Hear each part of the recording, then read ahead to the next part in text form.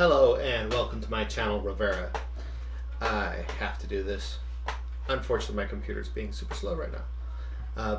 Yeah, I was looking forward to discussing epistemology, logic, and rhetoric today.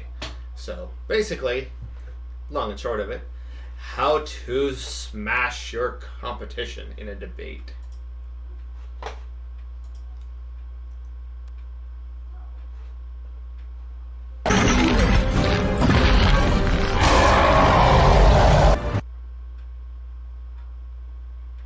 Oh, for the love of Pete.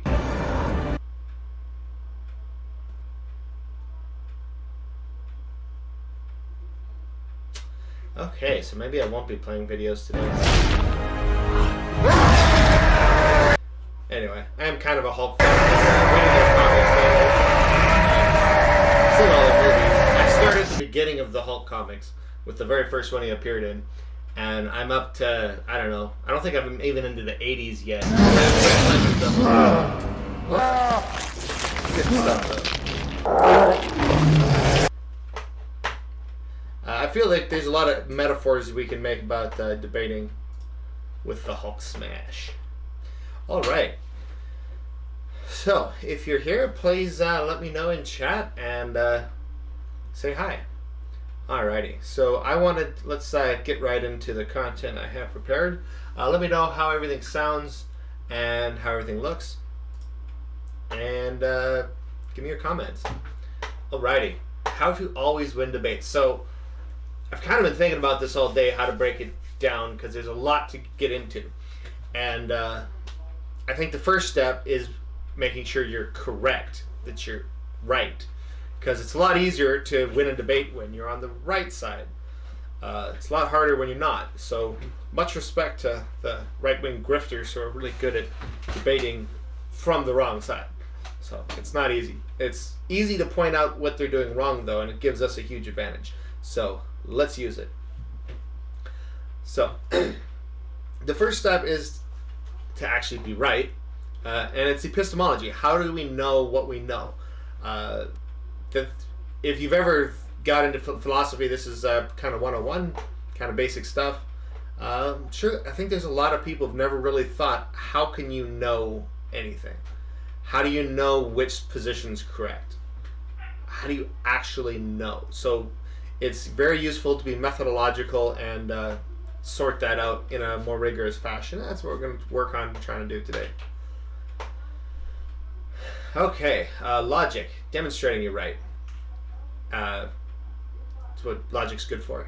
Rhetoric, how you demonstrate you're right. So there's a lot of different ways you could go about it, and how you present your material, how you present yourself, is a big part of how you come off in the debate and how persuasive you are to other people. So that's the most important thing. Because if we're not trying to be persuasive, then what the hell are we doing? I don't debate, or I try not to debate as an ego trip, because it's pointless. If we actually care about the world and we actually want to make it a better place, which I think we all should, and most of us do, then we need to be working toward moving people to the correct side. And that includes us. If we're wrong, we should want to know so that we can correct our positions. And that has the effect of moving society towards truth, because if you're willing to accept when you're wrong, then we're moving forward a little bit, which is that's all you can ask for. So, truth matters. Again, slogan of the channel, more accurate knowledge of reality leads to a greater probability of achieving success in reality. So, the question, what is truth, is answered in there. The way I'm there's different definitions of truth. There's whole branches of philosophy that discuss just how they define truth. But I think a good working definition that fits how most people understand and use it is that it's accurate knowledge of reality. And the reason it matters is because more accurate knowledge of reality typically leads to greater chance of achieving success in reality. So it's also an unfair advantage in debate. So if you are just looking at the ego side of it, which we all have an ego, we all want to look good, then it's a huge issue.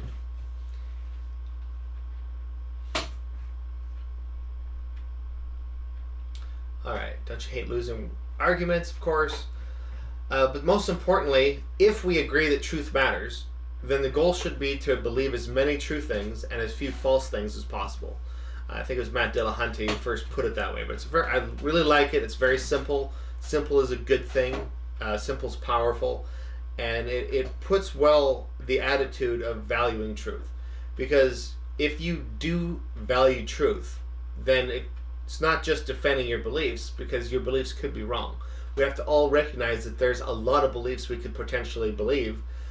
We all have hundreds and thousands of opinions that are controversial, and the chances of having them all correct is statistically virtually impossible. It's not going to happen. So we all have some errors in our worldview, and if we value truth, we should be looking for that. And we want to believe as few false things as possible, knowing we already believe some false things. So it is, the search for truth is a process. We're never going to just have truth. We're never going to have absolute truth, because we're fallible humans and we're not perfect, and we have cognitive biases and a lot of other things. But we can work toward it, and we can use methodologies that are proven successful. So this was a good kind of graph I found online for what we call knowledge. So this is epistemology's what can you consider knowledge, and most people define it as justified true belief. It's a pretty common definition of knowledge within philosophy, and that you can have that there's truths that you're not aware of, which would be these over here, and there's beliefs you have that aren't true, and then you have beliefs that are true but you don't know how to justify. This is very common, actually. If you look at statistics, the United States has an absolutely horrible science education, especially in the area of evolution, because it's considered controversial because religions hate it, and there's a lot of politics to go into why they don't teach evolution very well, but they don't. So last I saw, it's like 60-70% of schools don't teach evolution very well, which is sad. But most people believe in evolution. Majority. It's like a slim majority. It's like 55%, something like that. But most people accept it, but they probably don't know how to justify it very well because they didn't learn it very well. So they might have a true belief, but they don't know how to justify it very well. So if they came into conflict with somebody who disagreed with them, a creationist, say, and the creationist had studied their stuff and had counter arguments for all the poor justification that the person who believes in evolution had, then that person might be persuaded to the creationist side because they didn't really have very good justification. So justification matters. And then you have the knowledge, which is the properly justified true belief. So good way to think about it. That's what we know. So knowledge isn't just a feeling. I've seen this argued before. There's actually schools that call themselves philosophical that claim that basically a feeling of certainty is justification in and of itself. But this should be pretty clearly false because we've all felt certain about stuff and found out it was wrong. So it's not very reliable. Certainty is demonstrated in science to actually be an emotion just like anything else. So we feel certain about certain things. That doesn't make it more certain. It actually makes us less likely to admit if we're wrong. So it's not a very beneficial attitude because if we happen to be wrong on that point, it's going to make it a lot harder for us to admit it.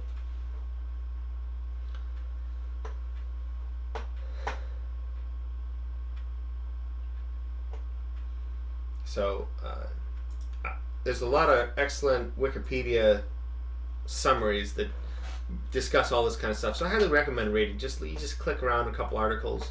It gets a really good basic summary of different issues in philosophy. They have a lot of good summaries: epistemology, logic, fallacies. I'll be clicking over there a few times.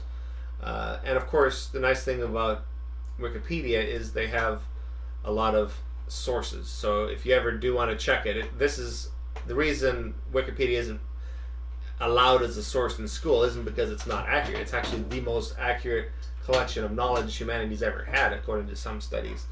but it's because it's not a primary source. You're supposed to use a primary source in school.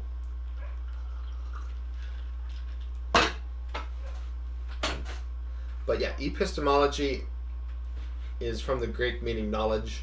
It's a branch of philosophy concerned with the theory of knowledge. Epistemology is the study of the nature of knowledge, justification, and the rationality of belief.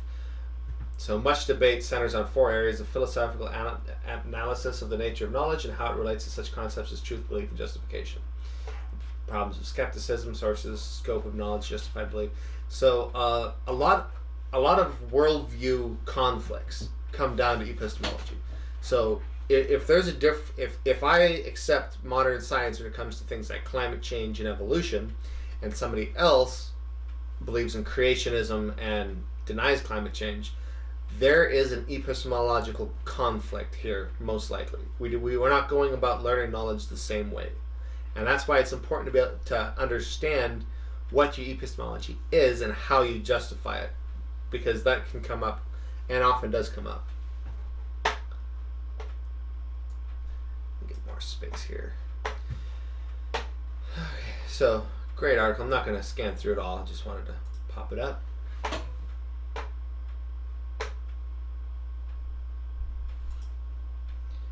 So a lot of people take postmodernism to mean that there's no such thing as truth. Your opinion's just as valid as my opinion. And A, that's not actually what postmodernism is, and B, that's clearly not true. If my opinion is that the freezing point of water at sea level is 32 degrees Fahrenheit, and your opinion is that it's 132 degrees Fahrenheit, they're not equally valid. You're wrong. And there's a lot of areas where even though we might not have absolute certainty of most things, there's clearly a spectrum of certainty.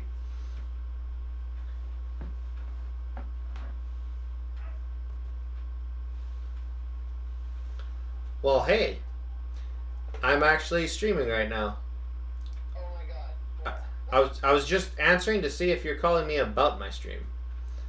No, I knew that, and I'll actually tune in as soon as I get off. But I had a question. You need the truck back Saturday so you can use it Sunday. Is that right? I just need to double check this. Yeah, that was the idea. Yeah, we've got stuff stacking up that we got to take care of. No, But I was gonna bring it back Friday, but if I can bring it back Saturday, it works better. all right. 'Cause Well, we can talk about it some other time. All right. okay, Bye. good. That was my brother. Just wanted to check in and make sure it wasn't something super important. I know he's driving cross country right now, and also possibly was listening to the stream. Okay, so well, postmodernism. It's we need to be able to we need to properly gauge our level of certainty. So if we're justified in being very certain, we should be able to show that justification. If you just feel certain but you can't justify it, that's just feelings, that's not fact. So don't want to do that.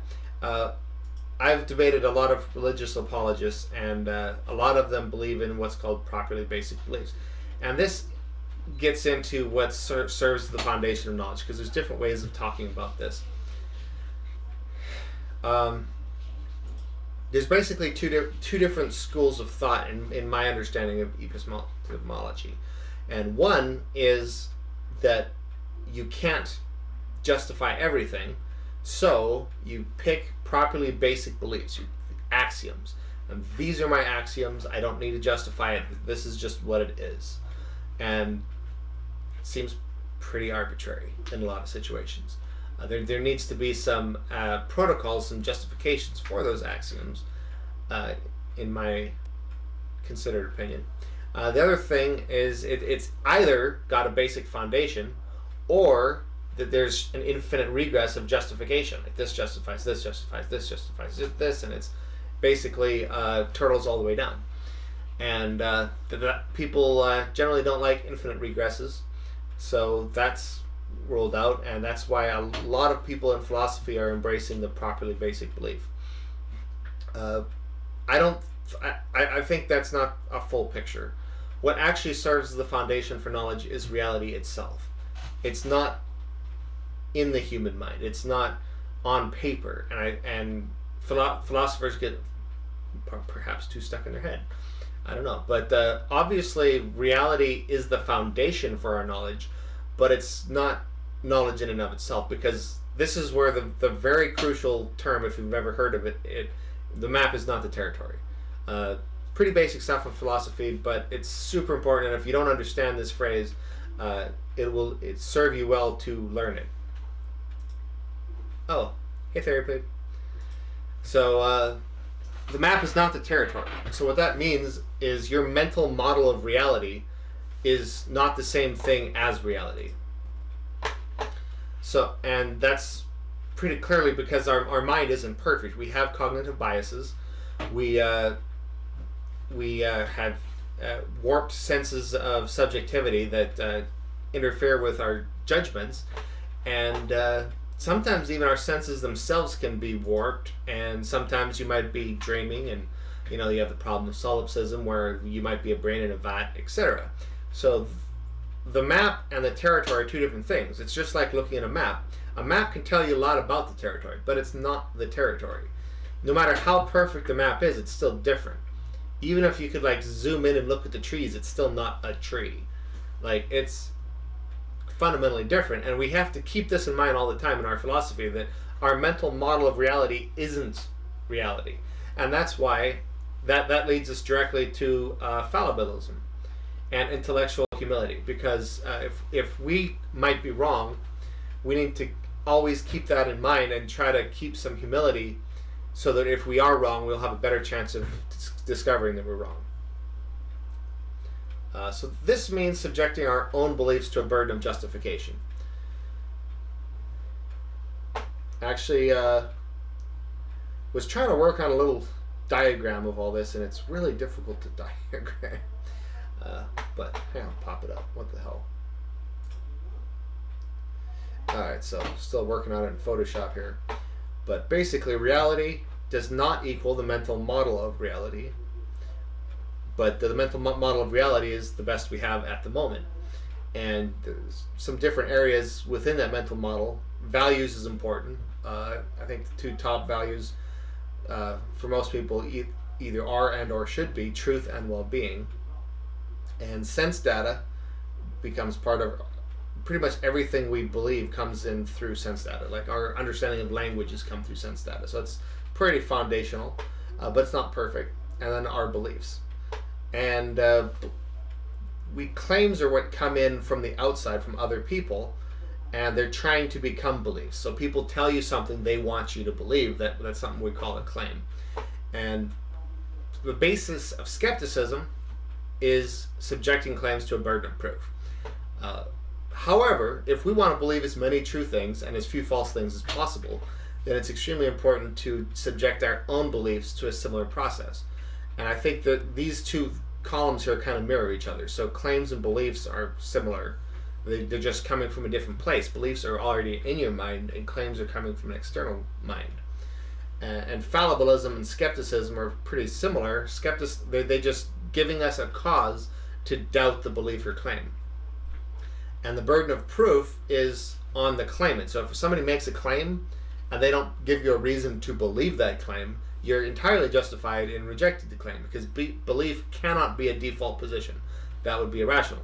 If we believe everything we hear, then you're credulous, you're gullible. So we have to subject those to a burden of proof, and it's the claimant's job to provide that, because there's a million claims out there and we can't go studying everything. Whoever's putting forth the claim should have justification for it. But when it's your own belief, you can't really demand other people justify it. So that's what we need to justify our own beliefs, and we should, if we care about truth, we should subject them to that process. So these two columns start the same place, but then they're going to finish up through the same process. And this is kind of what we're talking about through today.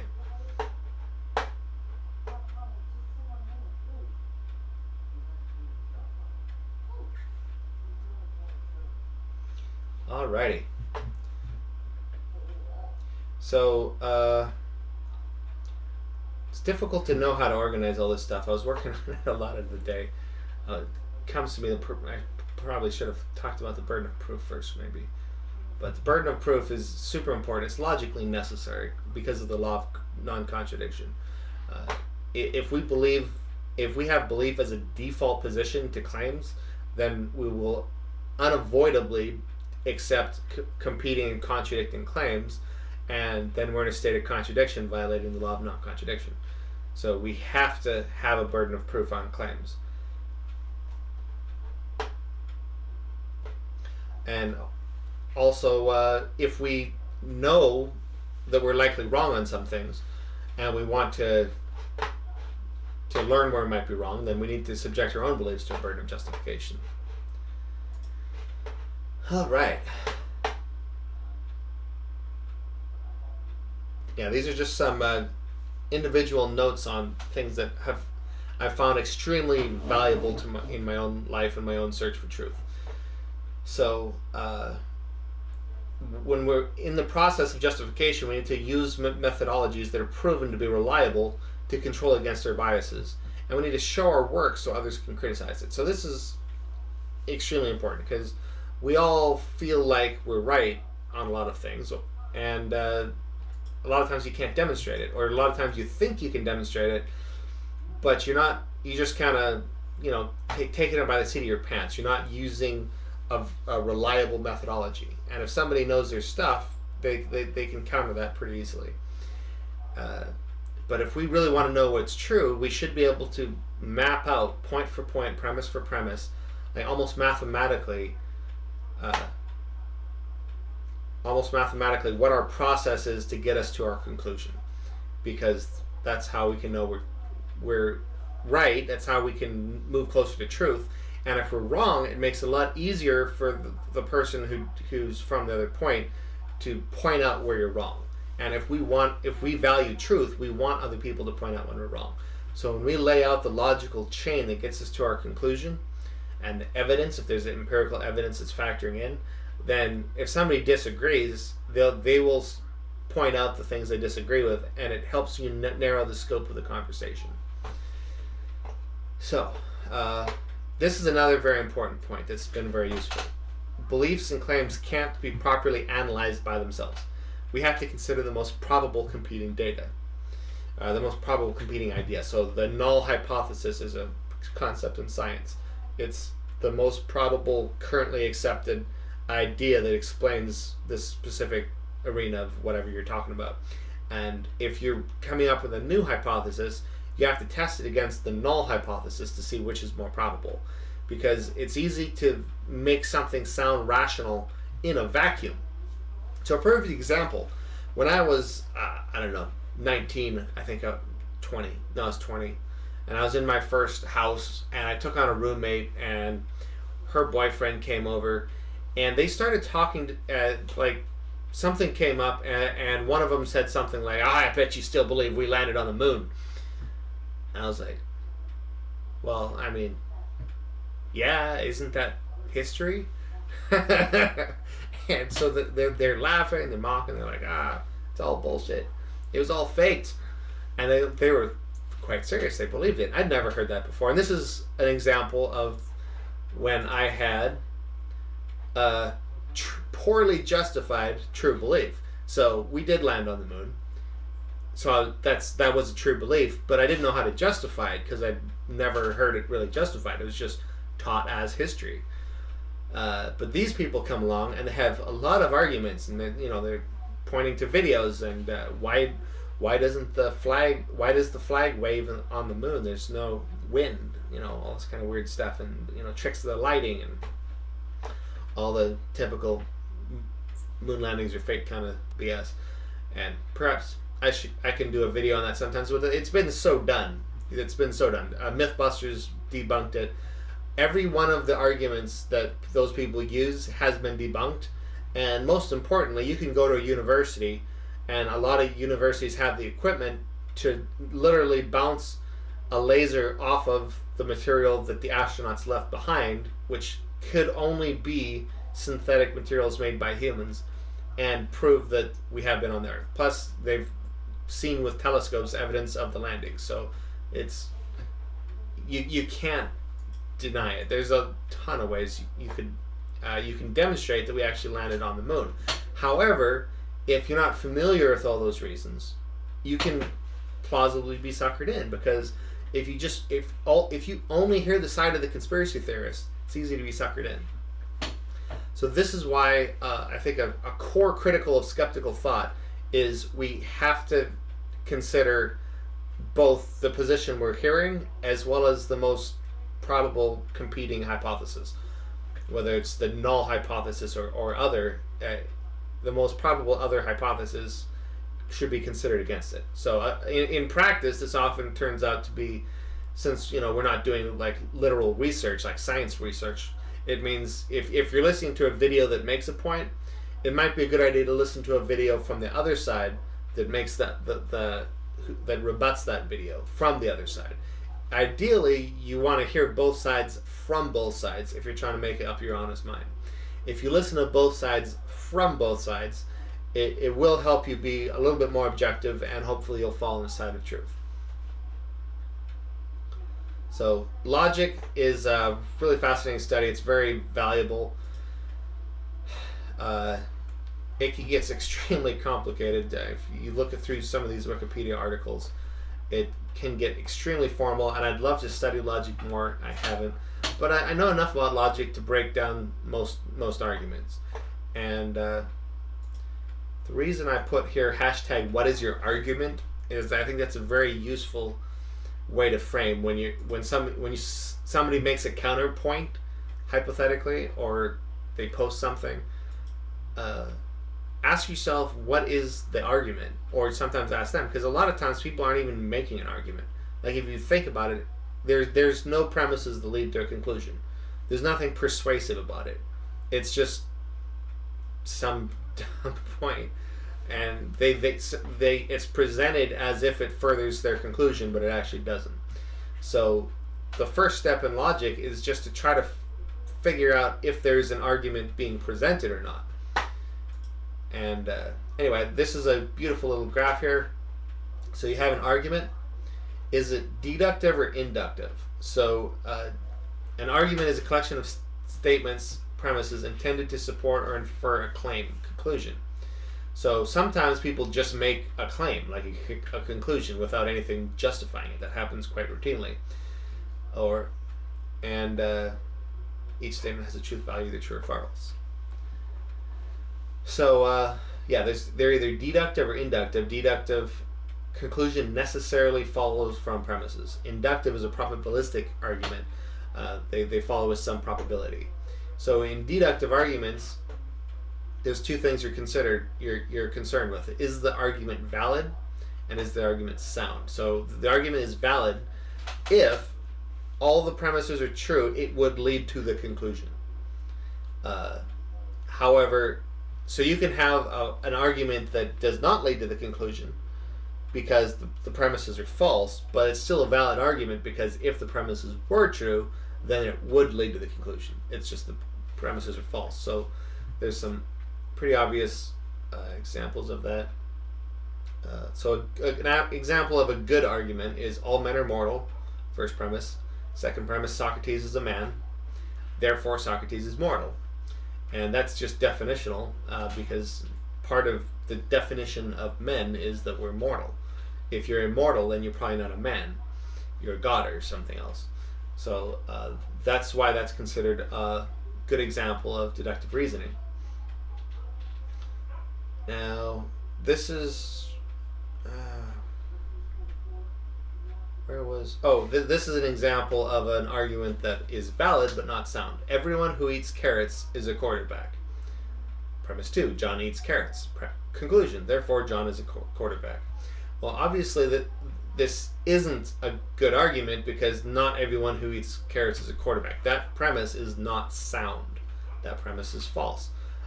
But if it was true, then the conclusion would follow. So it's a valid argument. Alright, anyway.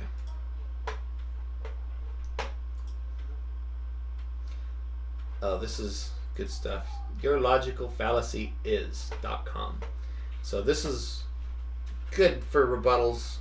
It's like basically has all the major fallacies in meme form, make it easy to share and counter people. But it's also a good way to kind of go through them very quickly so you can see what they are. So straw man is misrepresenting someone's argument to make it easier to attack. A, it's dishonest, and B, it's a fallacy, and C, it shows weakness in your position if you have to misrepresent somebody in order to win an argument.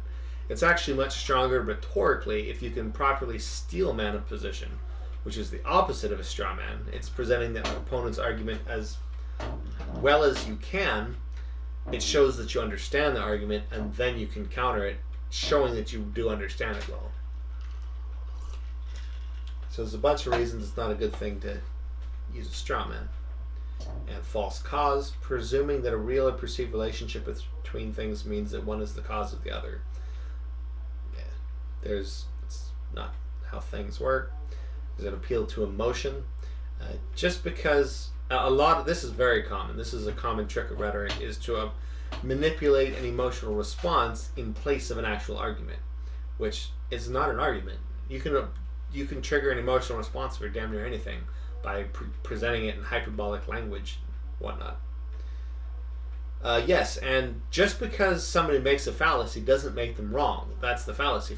It does make their argument wrong, however.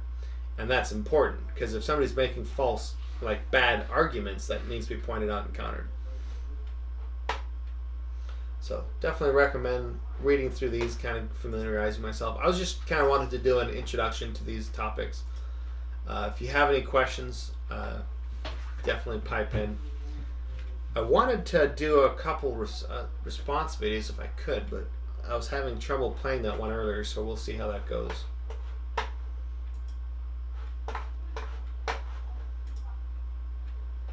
So I think I would demonstrate logic and rhetoric better in the process of actually doing it. But I did have some basic points for rhetoric. This is how I would ideally approach a discussion or debate in an ideal world. I would actually, in an ideal world, I would start with building rapport, getting to know the other person. That's an important part of, if you're trying to be persuasive, if you're trying to change somebody's mind. You don't want to be combative. That just raises their defenses. And you want to get to know them a little bit.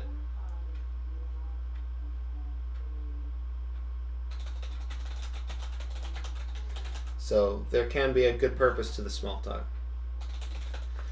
But after that stage, you begin with values. Because if you don't agree on the same values, talking about anything else would be a waste of time.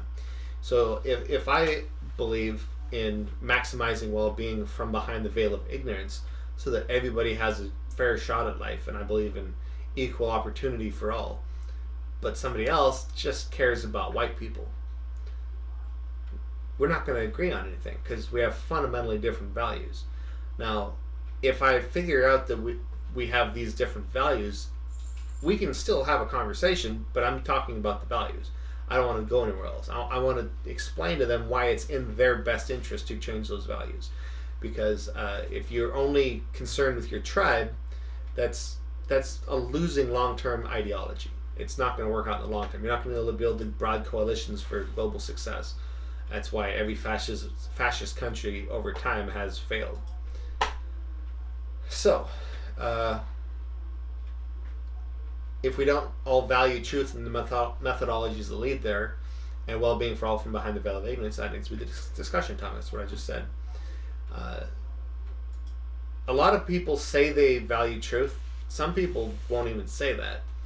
But I do think it's important to agree on the idea that truth is of value before we proceed, because from that premise, that value, we can build some other conclusions that are very valuable. So from that, the next step is we need to agree that the goal is to move nearer to the truth. If one or both of us should move in our positions, or the discussion was a waste of time. If our positions contradict, we know one or both of us is wrong. And if we value truth, we should want to know who that is so it can be corrected. So, I think that's extremely important.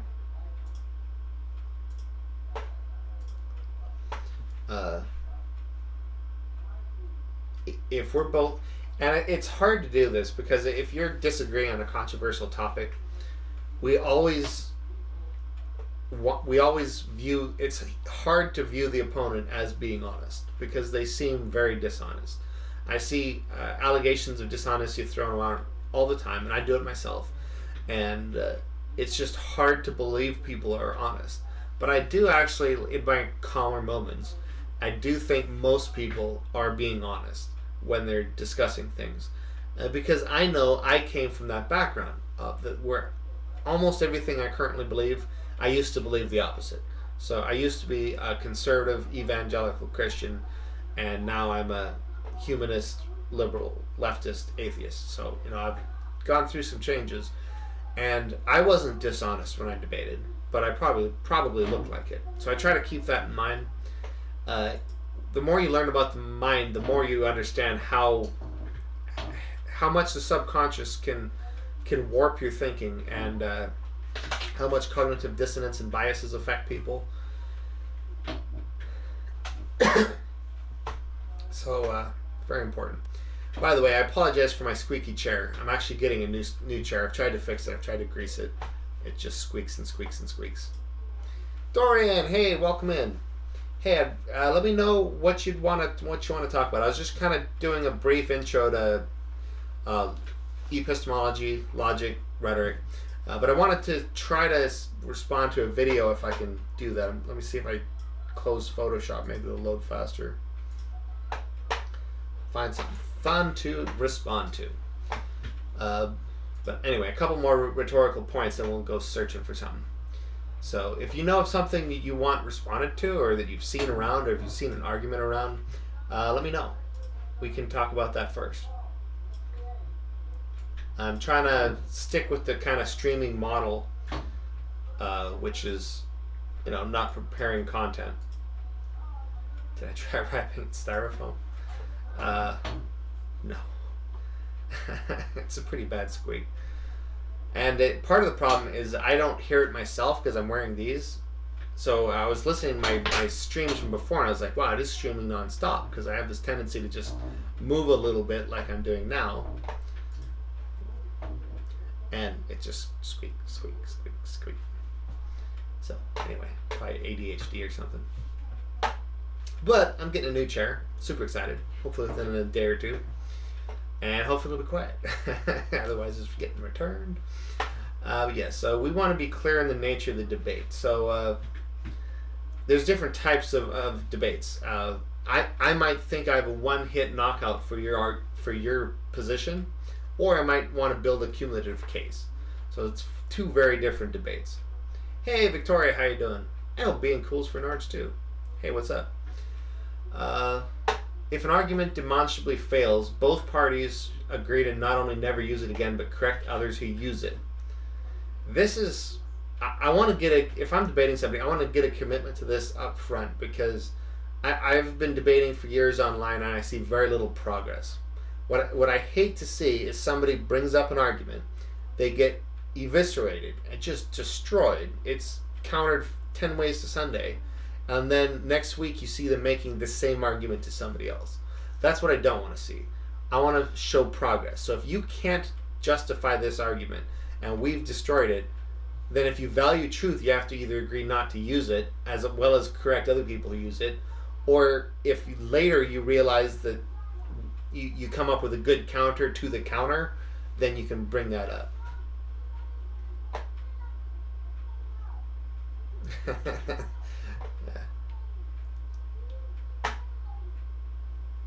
Yeah, Victoria. Yeah, a couple other people. Alright, so both sides present, both sides still man the other.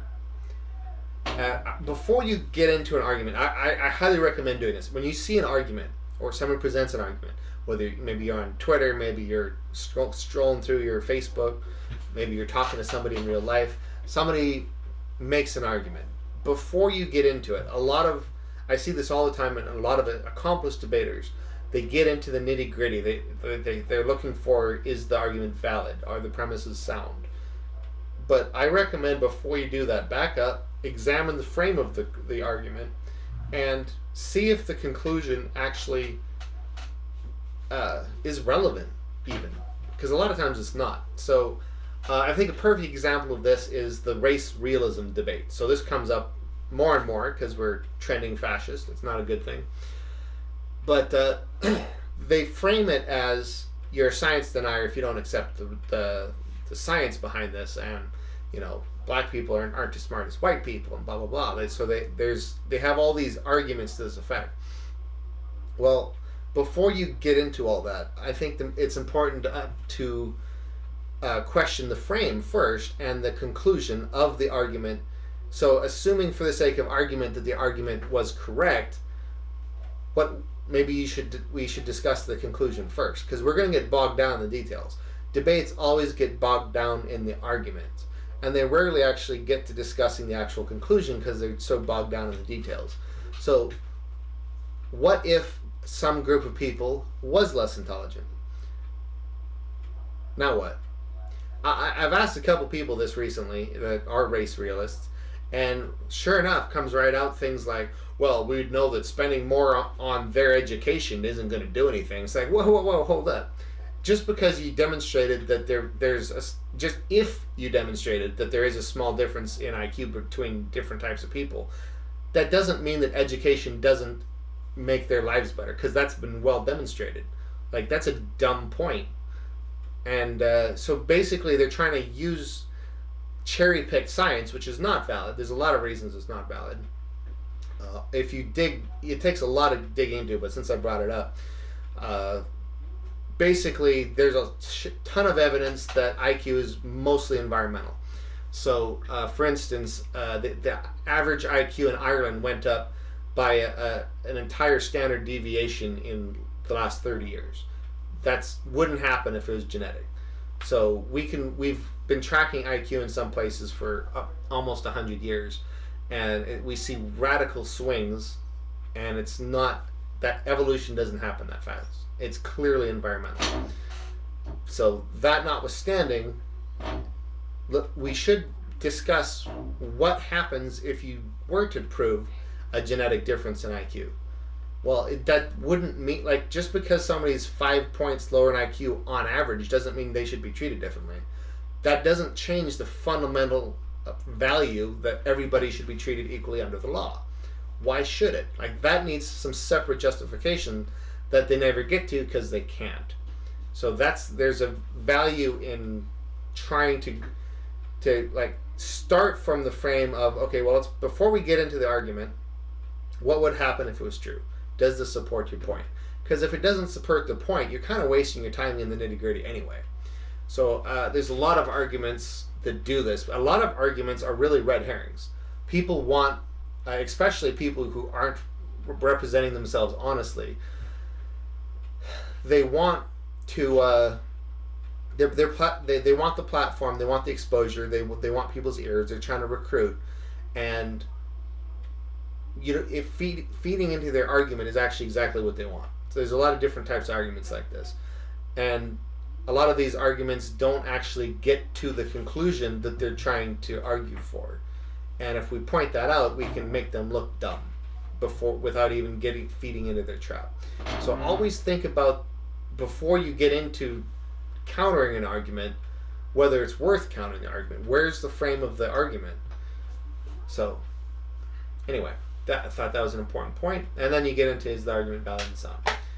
Alrighty. So anybody have any recommendations for what to look at, what to talk about? Did have a couple memes actually. Let me bring those up. Fun times.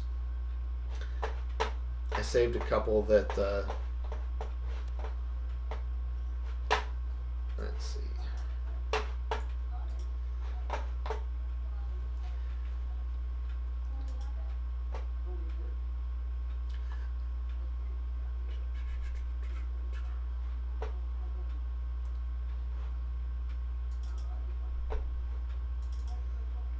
All right.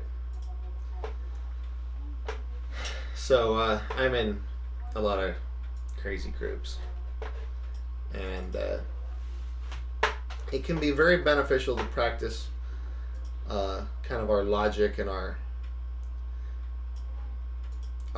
epistemology and understanding. And I learned a lot of stuff actually by countering really stupid stuff. It's you end up learning a lot. So I'm actually in a flat Earth group, which I don't really engage in a lot because most of them are posed, I'm convinced. But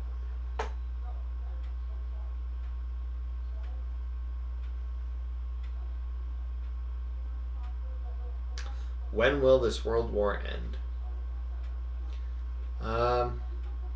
I need a little bit more details on what you're talking about there. Are you talking about the fact that the United States has been at war for, like, since the 50s, basically? Like, one war after the other, we're always playing global police. We've been in Afghanistan for 18 years. Or you... Because we're not really in a what we would call a world war. World War III will end human civilization.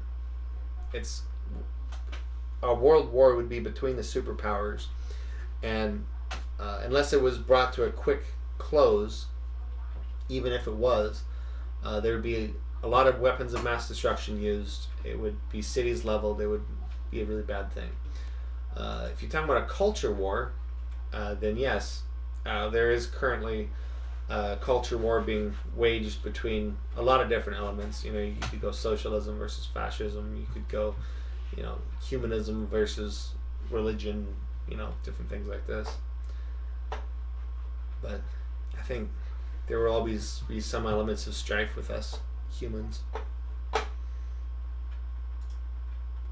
Okay, so if you've ever debated with flat earthers, they don't believe in gravity, which is, yeah.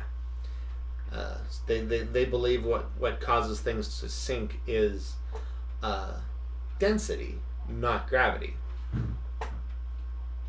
So I could get into a lot of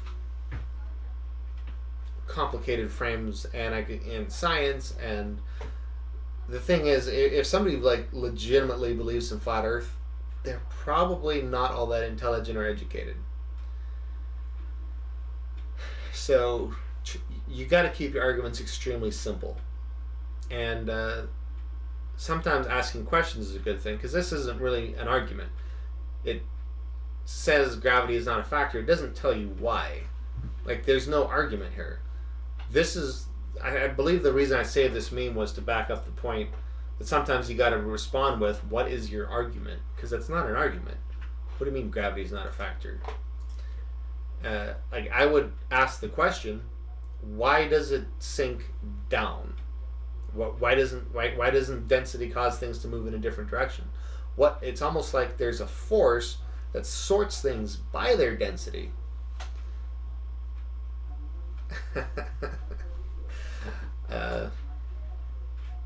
Yeah, I know it's.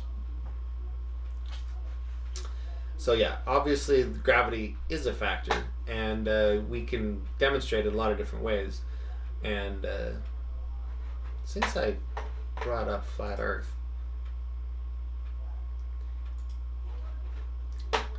let's give you guys the ultimate one-hit knockout argument against the flat Earth. So I've been engaged with these people for a while. I do not think it gets better than this.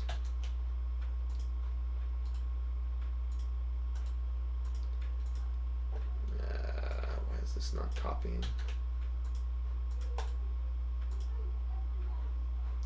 There we go.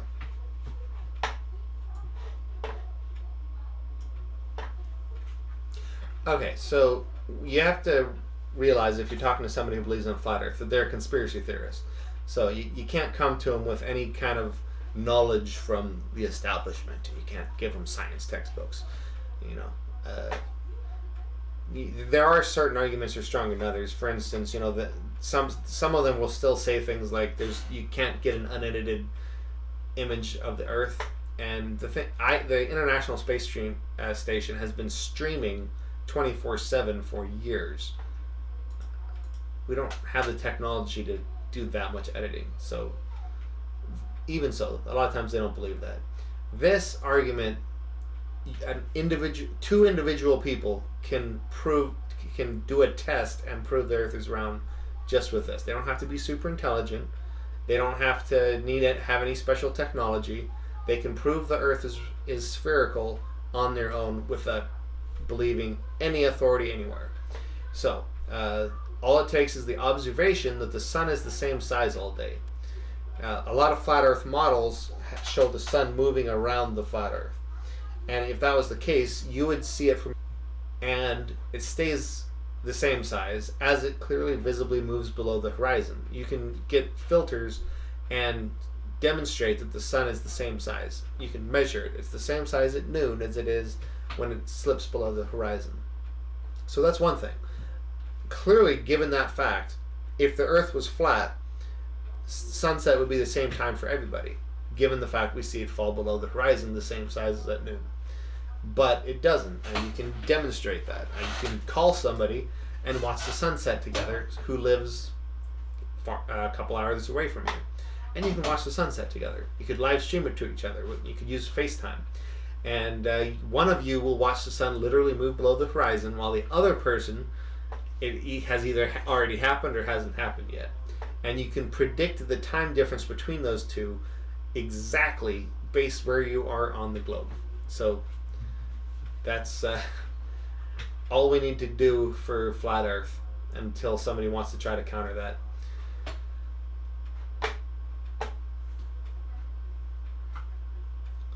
Muslims versus Christians. So that's kind of the war of ideology.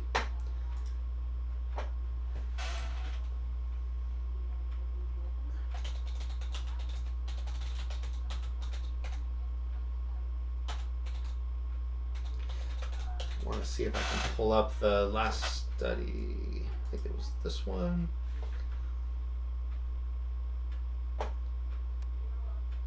Are you saying someone's screaming in my house? Yeah, the TV's on in the living room, but be surprised if you guys can pick that up.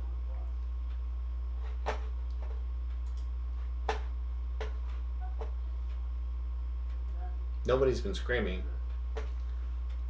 That's weird.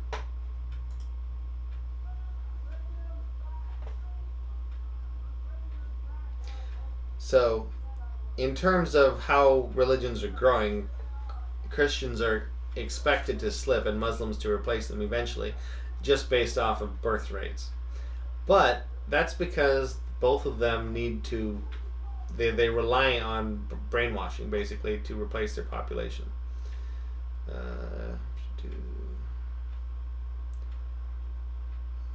see. This is if you care about which is actually correct. Yeah, it might have been the TV. I'm so surprised you picked it up because it doesn't seem that loud. Maybe when I had both my earbuds in, there was something louder that I didn't hear. Anyway, if you're concerned with which one's actually true between Christianity and Muslims, I think it's telling that the religion or non-religion that is growing the quickest is the non-religion due to religion switching. So in terms of who's converting to who, more people convert away from all religion than convert to any religion.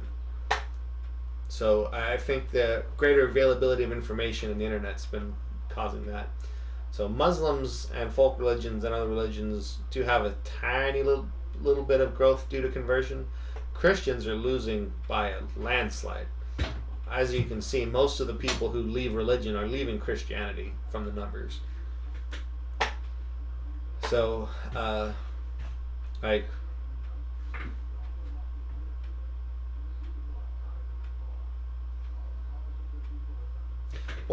fortunately, religion is getting less and less important. So hopefully that trend continues. Because I don't really care which one's more popular between Islam and Christianity, because they're both false and they're both somewhat damaging, and they both have somewhat positive elements depending on the types of people who are supporting them. So there's very beneficial Islamic churches who are all about peace and love and helping people be better, and there's very beneficial Christians who are much more moderate. And the thing they all have in common is they don't take their holy books literally as the perfect word of God. Oh, I'm still stuck on this meme here. I should have switched back. My bad. I'm sorry. You guys got to say something. I've been sitting here talking about this study and not showing it. So now that you can see, the ranks of the unaffiliated are growing due to religion switching. So this is clearly the unaffiliated, the non-religious, are exploding vastly faster than everyone else combined, and people are leaving Christianity. I'm not familiar with Rev Barber, Dorian. Muslims are growing, and at some point they'll probably outnumber Christians, and so like I don't see it's who cares. I don't think that changes anything dramatically. People who are in countries that are taken over, are bombed, are oppressed, that don't get to experience the kind of lifestyle that we in the West are fortunate to enjoy, of course they tend to be more violent and whatnot, and that there's clearly political influences here. It's not just the religion. So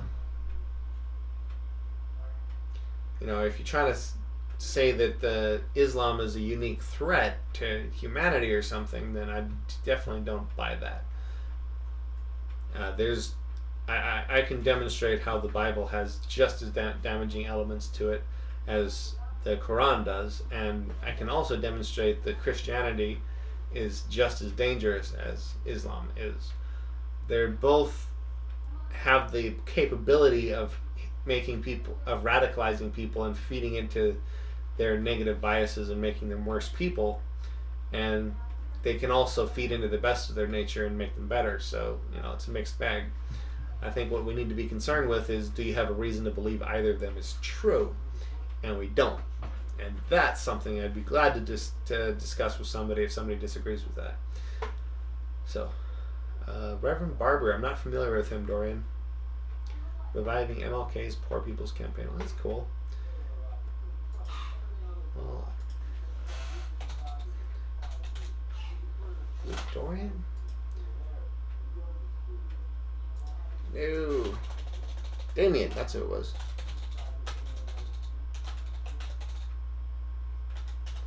So, Theory played my brother, had some good conversation with Damien. And it's not. Is it Damien? But I'd say that looks like a pretty cool Christian. Oh, for Pete's sake. Anyway.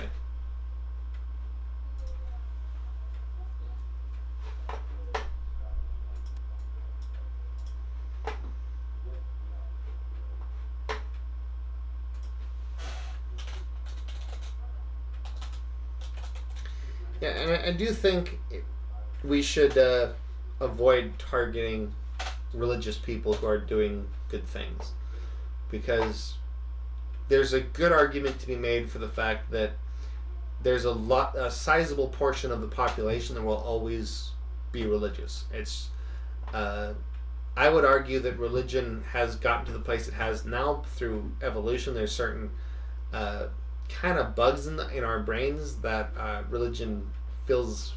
There's an agency bias, for instance, where if there's two people walking through the grass, and one of them and they both hear a rustling in the grass, and one of them takes off running, another one doesn't. One who doesn't will be passed on his genes. So that's how agency bias happens evolutionarily, and because of that, we have a tendency to see agency behind things that there aren't.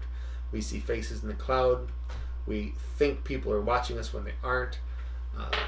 And it's really easy to understand through that how we would start, as well as our theory of mind, which was a part of us being social animals.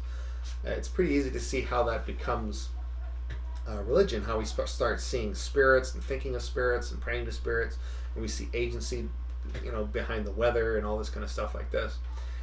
And I think there's a good argument to be made that there's a lot of people who will always be religious, and because of that, there should be some people who are kind of ministering to them and keeping them from going down the radicalization path to extreme fundamentalism that's always bad. Damon Garcia, thank you. That's what I was looking for. Thank you, Dorian.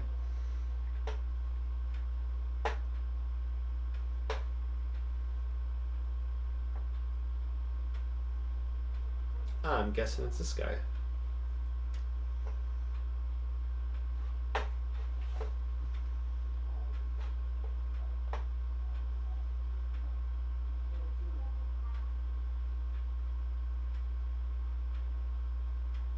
Huh. Well, more power to him. Yeah, I'm glad to support people like Damon Garcia and people who are doing good things through religion, but I'm not going to believe with their claims unless they actually justify their claims. And a lot of the more moderate Christians and people of religions don't really make strong claims because they know they can't justify them, and that's a good thing. Like, if you want to talk about religion as a metaphor, there's a lot of benefit that you can have. Metaphors often work as a shortcut in the brain. It helps us get to what where we're going with our brain faster because it's forming these connections. It's a symbol. It has a lot of meaning to some people. So there's nothing wrong with that. But you can use the metaphors without having to believe they're literally true. That would be my criticism.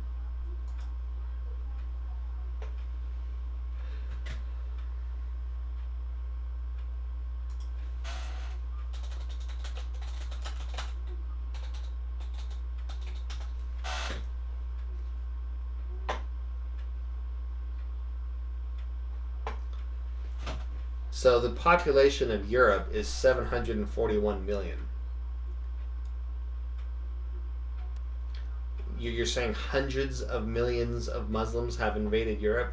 Or are you saying this is going to happen? Because that's a sizable percentage, and I don't think that's happened. There's obviously been some migration because of the fact that we're bombing and destroying their countries, of course. There's no reason to think the trend line you're seeing will continue. So a lot of people fearmonger, and they show a trend line of immigration, and they say, well, if this trend continues by 2050, we're all going to be Muslims or whatever. But there's no reason to believe that trend continues. The people who spread these kind of talking points are not being honest.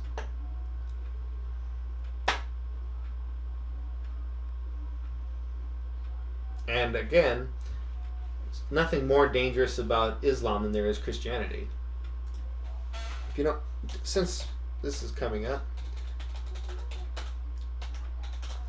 let's do a little Bible study. Anyone who thinks Islam is uniquely dangerous will quote a lot of passages about killing the infidel and converting the entire world to Islam through force if necessary. And most imams will tell you it's if necessary is the important part, and it's not necessary. We can convert people peaceably. But this passage in the Bible is not nearly so ambiguous, and it's actually a worse passage, I think, demonstrably. So Deuteronomy 13, people often say you need to consider the context of a passage. So let's consider the context. This passage kind of starts with 12:1 because it says, "These are the statutes and judgments which you shall observe to do in the land which the Lord God of thy fathers giveth thee to possess it all the days that you live upon the earth." So this is a prescriptive passage. This is law. This is not descriptive. A lot of apologists try to say, well, just because the Bible describes something bad doesn't mean they're saying it should happen. Well, this is clearly prescriptive.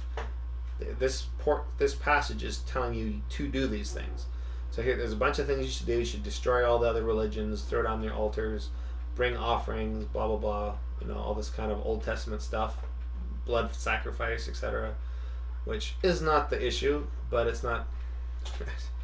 kind of barbaric. Alright, so Deuteronomy 13. So it talks about false prophets. Gets to the interesting part. Verse 6. If thy brother, the son of thy mother, or thy son, or thy daughter, or the wife of thy bosom, or thy friend, which is as thine own soul, entice thee secretly, saying, Let us go and serve other gods, which thou hast not known, thou nor thy fathers, namely the gods of the people which are round about you, nigh unto thee, or far off from thee, from the one end of the earth, even unto the other end of the earth. Thou shalt not consent unto him, nor hearken unto him, neither shall thine eye pity him, neither shalt thou spare him, neither shalt thou conceal him. But thou shalt surely kill him, thine hand shall be first upon him to put him to death, and afterward the hand of all the people. And thou shalt stone him with stones that he die, because he hath sought to thrust thee away from the Lord thy God, which brought thee out of the land of Egypt from the house of bondage. So to try to, if you didn't get the gist of this, when I was younger, as a Christian, I think it was in church or Christian radio or something of this nature, they were fear-mongering about Islam. And I heard this horrible, horrible story, supposedly told by a survivor of, I think she escaped from Iraq or Iran or something, but she was an adult, but she was telling her story of when she was a child. Her older sister was found guilty by the religious police of something, I forget what, it was like being outside without a male escort or something stupid. And the penalty the religious police prescribed was that her father had to drown her in the pool. Otherwise, they were going to kill the entire family. So the entire family had to stand around this pool and watch as the father's tears streaming down his face drowns his own daughter. Like, that's just so horrible, it's hard to imagine. But the Bible is literally commanding this. So, like, to the best of my knowledge, Islam does not command this. So, I don't know if this short story was true. Very likely wasn't. Even if it was, people do crazy things. But this is actually in the Bible. It's saying that if your son or your daughter come to you and they're like, hey, I was talking to this merchant over there, and there's just, I heard about Hinduism, it sounds super cool. There's all this blood sacrifice thing, and I'm not getting into that. And maybe I like the idea of reincarnation. Well, don't pity him. Your hand must surely be the first to put him to death, and afterward the hand of all the people. It's a communal stoning event, but you have to throw the first stone and kill your own kids. Like, that's a special kind of messed up. But it gets worse. If you keep reading, what if there's a city where the elders do not command the father to kill the son, and so the sons go around spreading the other religion and maybe gets a little following, and you inquire, and sure enough, they're serving other gods in the city. Thou shalt surely smite the inhabitants of that city with the edge of the sword, destroying it utterly and all that is therein, and the cattle thereof with the edge of the sword. So, genocide the entire city. The innocent, the guilty, everybody who lives in that city. The children, the women, the people who had nothing to do with the people that went to the other religion, kill them all. So, it's because of passages like this, I don't buy that Islam's a special threat. If you interpret the Bible literally, and you cherry pick it like people cherry pick the Quran, you can get some really nasty stuff out of there. Another example would be when Jesus commands them to, if you have two coats, sell one and buy a sword. And there's some very militaristic sounding parts of the New Testament as well. There's a lot of problematic elements. He also says, if you don't hate your family, then you don't love me. So, if you put those things in a context, they're more forgivable. There's no context that forgives this. It finishes by saying, to do that which is right in the eyes of the Lord thy God. So what's right in the eyes of the Lord thy God is massacring every city that has anybody in it who doesn't follow that God. That's not right. And any God who ever thought it was right isn't much of a God, and probably doesn't exist. So, yes, the Bible has its problems too. If you want to talk about like body count, Islam versus Christianity, consider the fact that, sure, terrorists have killed couple thousand, 3,000 people in 9/11, a few dozen people here and there. The United States has killed hundreds of thousands of civilians in ostensibly the name of, you could call it Christianity, could call it capitalism, but it's a Christian country, and we've killed hundreds of thousands of civilians. So most of these terrorists, a lot of them have relatives who were killed by drone strikes or something of this nature. And of course they want to strike back. That's the cycle of violence. And the only way to end the cycle of violence is to end it. So no, I don't buy that Muslims invading is any special threat. People are people, and we have to accept the fact that we are part of a global tribe, and if we don't all work together to the same ends, we're not going to solve the major problems that are facing us. So if you're concerned with invasions into Europe, I hope you're doing something about climate change. Because if this Earth's temperature goes up 4 to 7 degrees Celsius, which is like 7 to 10 degrees or something Fahrenheit on average, which it's predicted to do that by the end of the century if we don't take dramatic action, then a lot of the Middle East will not be inhabitable. Everybody will be leaving. It will be a lot more invasion than there is now. So you should be doing something about climate change if that's your concern. And it is a valid concern, because regardless of whether Islam is a special threat, that kind of chaos of people evacuating their countries because they're too hot, because there's no food, because there's not enough water, those things will lead to wars over resources, and very likely World War III, which again can end civilization. So we live in extremely important times. There's never been more important to campaign for Bernie Sanders. We need somebody who's willing to fight for us and for the climate. So, kind of went on a little rant there, Victoria. Are you still here? What do you think of all that? Let me know. I don't even know if it was applicable to what you were talking about.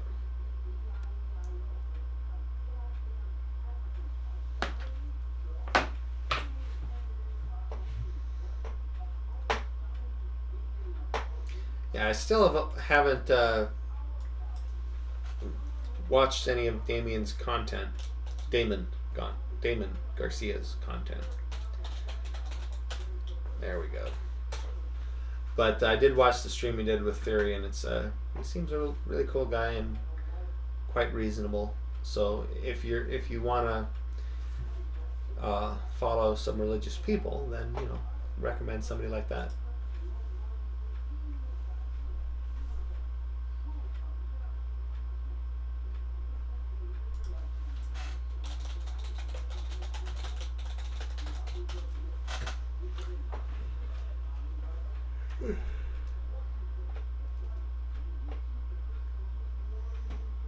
So that's 2 or 3%, even if that's true, Victoria.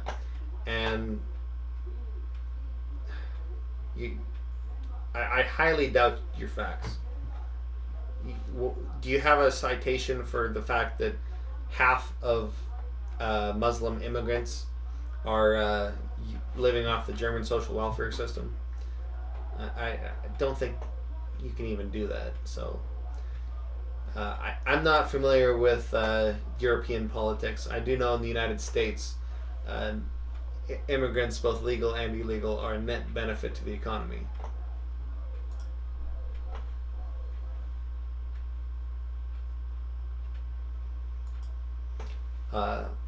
Yes, the countries need population growth. If you're under capitalism, which all the European countries are capitalist, then labor is a resource, and labor benefits you as a country. That's why they campaign for. That's why a lot of the countries are let in as many immigrants as they can get. That's why they encourage birth rates.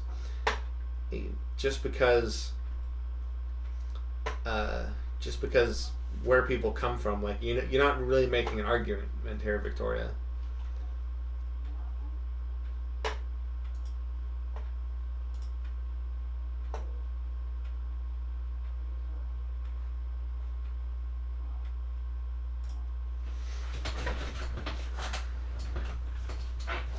shivers too.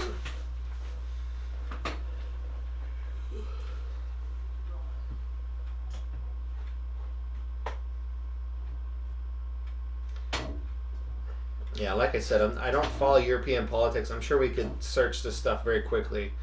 But the one thing I do know is conservatives are, like, not as people, but the talking points they use are incredibly dishonest and are typically have been debunked many, many times. So when you say these things, I simply don't believe it without a citation. So if you want to post some links into chat, we can, dive into a little bit more, but otherwise it's just kind of silly.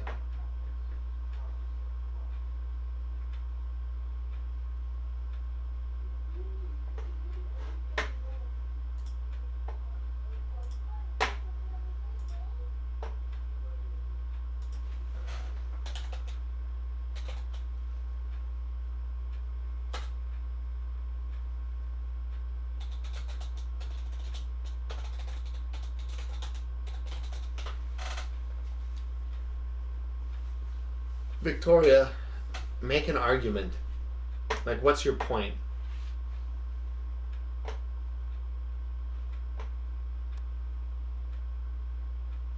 Okay. First off, where do you get off saying that it's a terrorist group? It's not a terrorist group. The United States government has not listed it as a terrorist organization. It's the Council on American Islamic Relations, and it's a Muslim civil rights and advocacy group.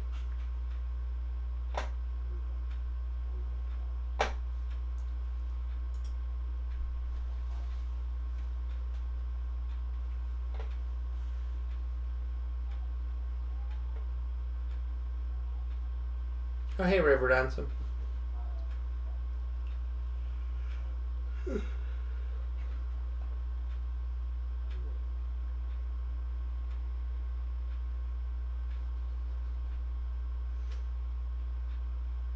So, clearly, Muslims are a tiny fraction of the American population.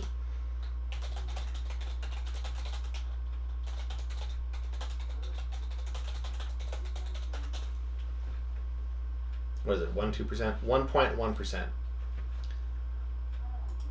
They are very much oppressed, very much discriminated against, and of course they need a great group to advocate for their rights. Like, this is common. Pretty much every group does this. And unless you have an evidence for why they should be called a terrorist group, it sounds like you're just advocating hate here, which is not cool. So either back up your argument or leave, because we don't tolerate no bullshit around here. So make a point, make an argument. If you want to hop into Discord after I get off, we can definitely talk about it. I might just record that. That might be fun.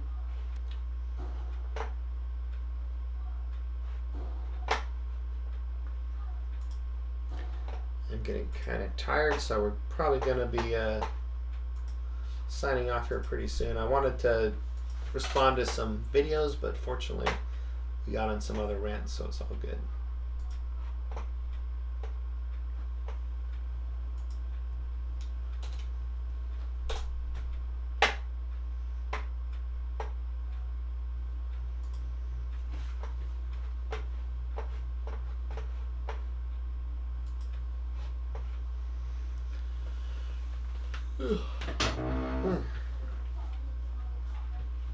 Nobody asked me about my diet. I did a diet stream a week ago, and went pretty good. The first 5 days I was snacking on the raw spinach and eating blueberries and working out every day. And then we had a big old birthday party for a friend's daughter, and so that wasn't so good. But I weighed myself before the stream, and I'm still down. I was 43, so I was 2 pounds. So I'll take it. It was a little bit more, but we're working on it. Well, I was gonna just look through and look for a video to respond to live, so we can know that it's not something prepared for, and just kind of deal with it like that. If you have anything you'd like me to respond to, we can definitely talk about it. I was kind of talking to Victoria because some weird points there. It was no argument, but some just out of context supposed facts that are actually not even facts. So I kind of got into some rants about that.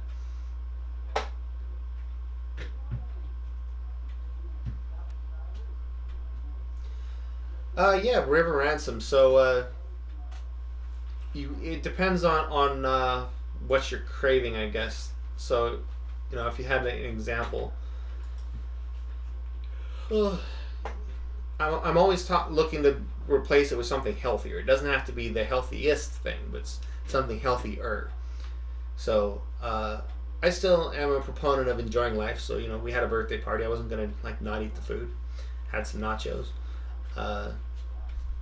but when I'm at work, it's a lot easier for me to control my diet. I literally just sit there and eat baby spinach and blueberries, and it's good. Like, there's no bad flavor to it. It's just kind of green, but so you have a couple blueberries after a mouthful of spinach, and it's like you're snacking on something. It's not like it's kind of replaces the activity of eating chips, although obviously there's not much flavor there. But yeah, if you crave pizza 24/7, I love pizza. I've never craved it 24/7. I eat pizza like once a week, and it does it. I think it's too rich for me. But there's a lot of positive aspects to pizza. Like, the tomato sauce is actually quite healthy. So you can put the tomato sauce on something else and have something with less cheese in it, and it's not super bad. Depending on what you're using for a crust. So I've seen some healthier type of pizza options. Yeah, I would Google healthy pizza. Healthy pizza replacements. What you got, Google? But yes, healthy fats are very important. They're actually essential fatty acids that come from fat. So healthy fats are typically like olive oil, fish oil, stuff like that. Avocado has a lot of good stuff in it. If you eat a ton of it, it's not healthy either because it's still fat. But it is a good replacement for the less healthy stuff. So 7 healthy pizza crust alternatives. It's like I love Googling this stuff. I always learn something because they're, with our modern technology and there's a lot of science that goes into health food now. Does not look delicious.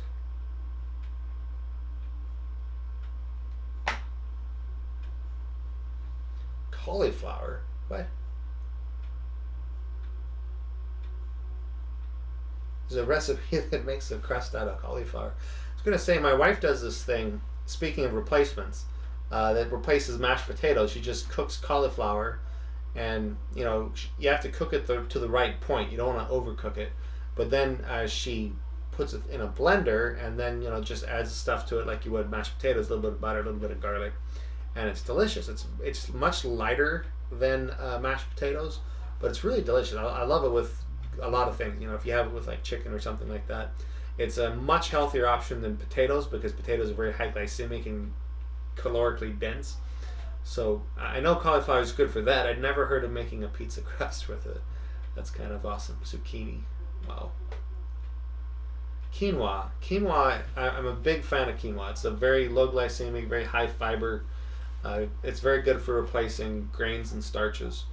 It's a superfood. Very, very highly recommended. So basically, you want to portobello mushroom caps. There you go. You want to find something healthy that you can replace what you're currently doing, and it might not be as good the first few times you eat it, but if you can actually focus on enjoying the food, and trying to get outside of this frame of comparing it to the last pizza you ate, and just be in the moment and enjoy it and analyze the flavors and be like, oh, this is really good actually. And if you can find a pizza alternative that is pretty healthy and it's fairly simple and it's not too expensive, and you can train yourself to like that, then you will find yourself starting to crave that after a while instead of the regular pizza. Now, I'm now noticing all these healthier crusts are still putting a ton of cheese on it, which a little bit of cheese isn't a bad thing, but if you eat a meal of pizza, you end up eating a tremendous amount of cheese.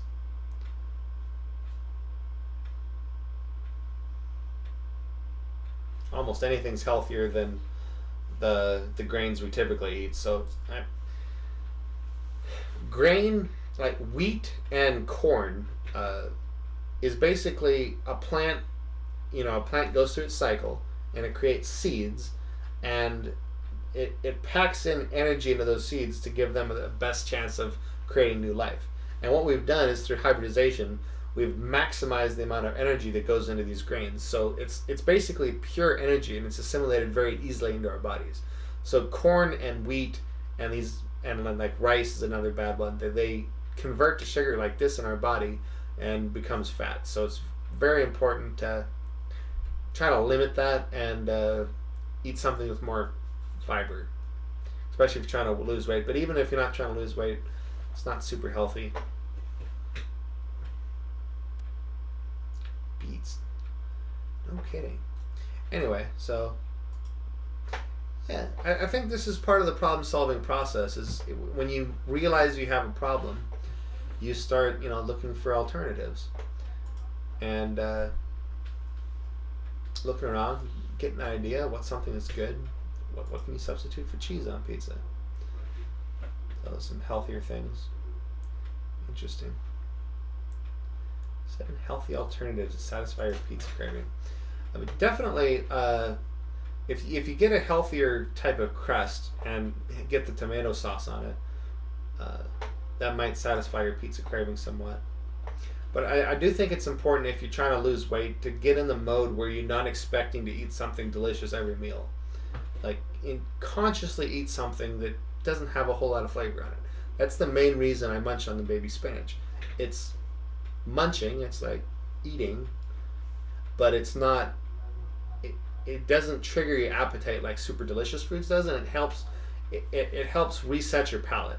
Because if every meal is trying to be more delicious than the last, then it's just amping up the levels of fat, sugar, salt, and other flavorings in it, and to these ridiculous levels.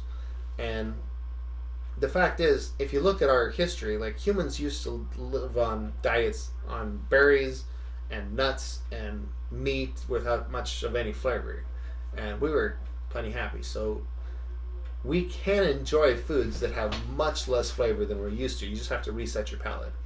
So yes, the healthier foods won't taste as good at first, but you can learn to enjoy them just as much as you currently do. So I highly recommend trying some other things, and try the spinach thing. Try the veggie thing. Maybe if you can't do the spinach, try baby carrots without a dip. Just something to munch on, something that you can eat that's not necessarily delicious. And I think that's actually part of the benefit. Like, if you can get super healthy foods that also taste delicious, but I think they trigger your appetite more because they taste good and makes you crave other things that taste good. This isn't something I've heard from other people very much. Fitting this whole pizza in my mouth. That's hilarious. But anyway, so little mini pizzas that are built on portobello mushrooms seems like an interesting idea. It sounds delicious. It's another cauliflower crust. How do you do that? That is a trip. Oh, the pita pizza. I've seen those. So those can be pretty good. And they're much simpler. You can just buy pitas at the store and put a little tomato sauce on them, a little cheese, and then some veggies or whatever. That's, if you're light on the cheese, that's a pretty healthy way to have some pizza. And probably less expensive and takes less time than a lot of these other options.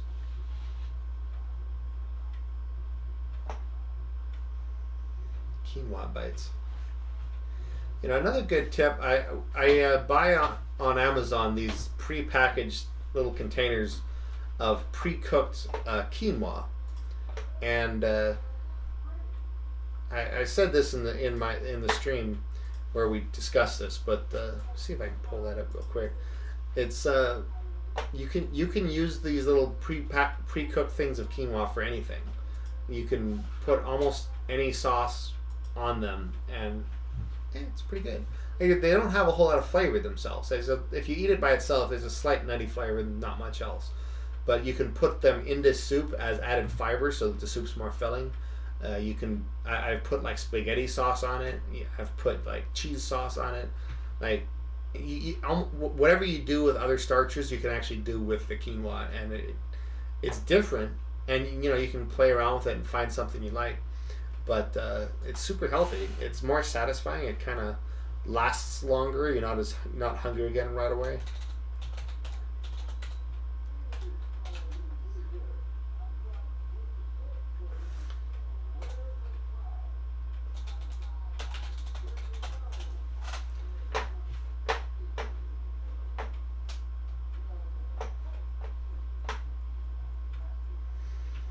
Yeah, I was gonna show it on the stream, but that would probably dox myself. Let me see.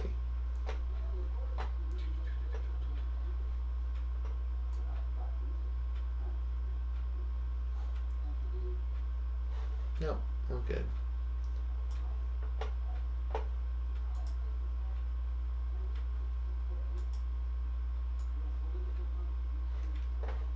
It's super slow though.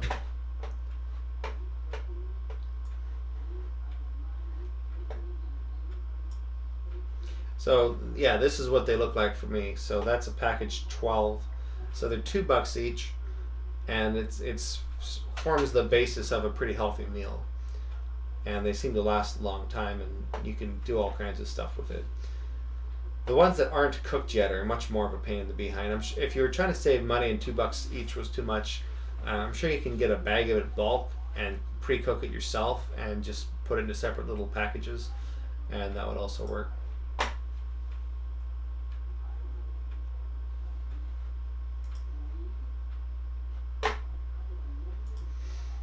What time is it? 8:30.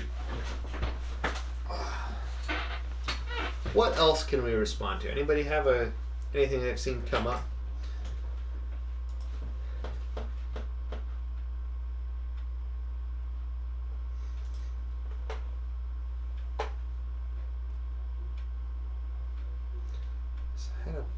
Where did that go? Yes, Steven Crowder.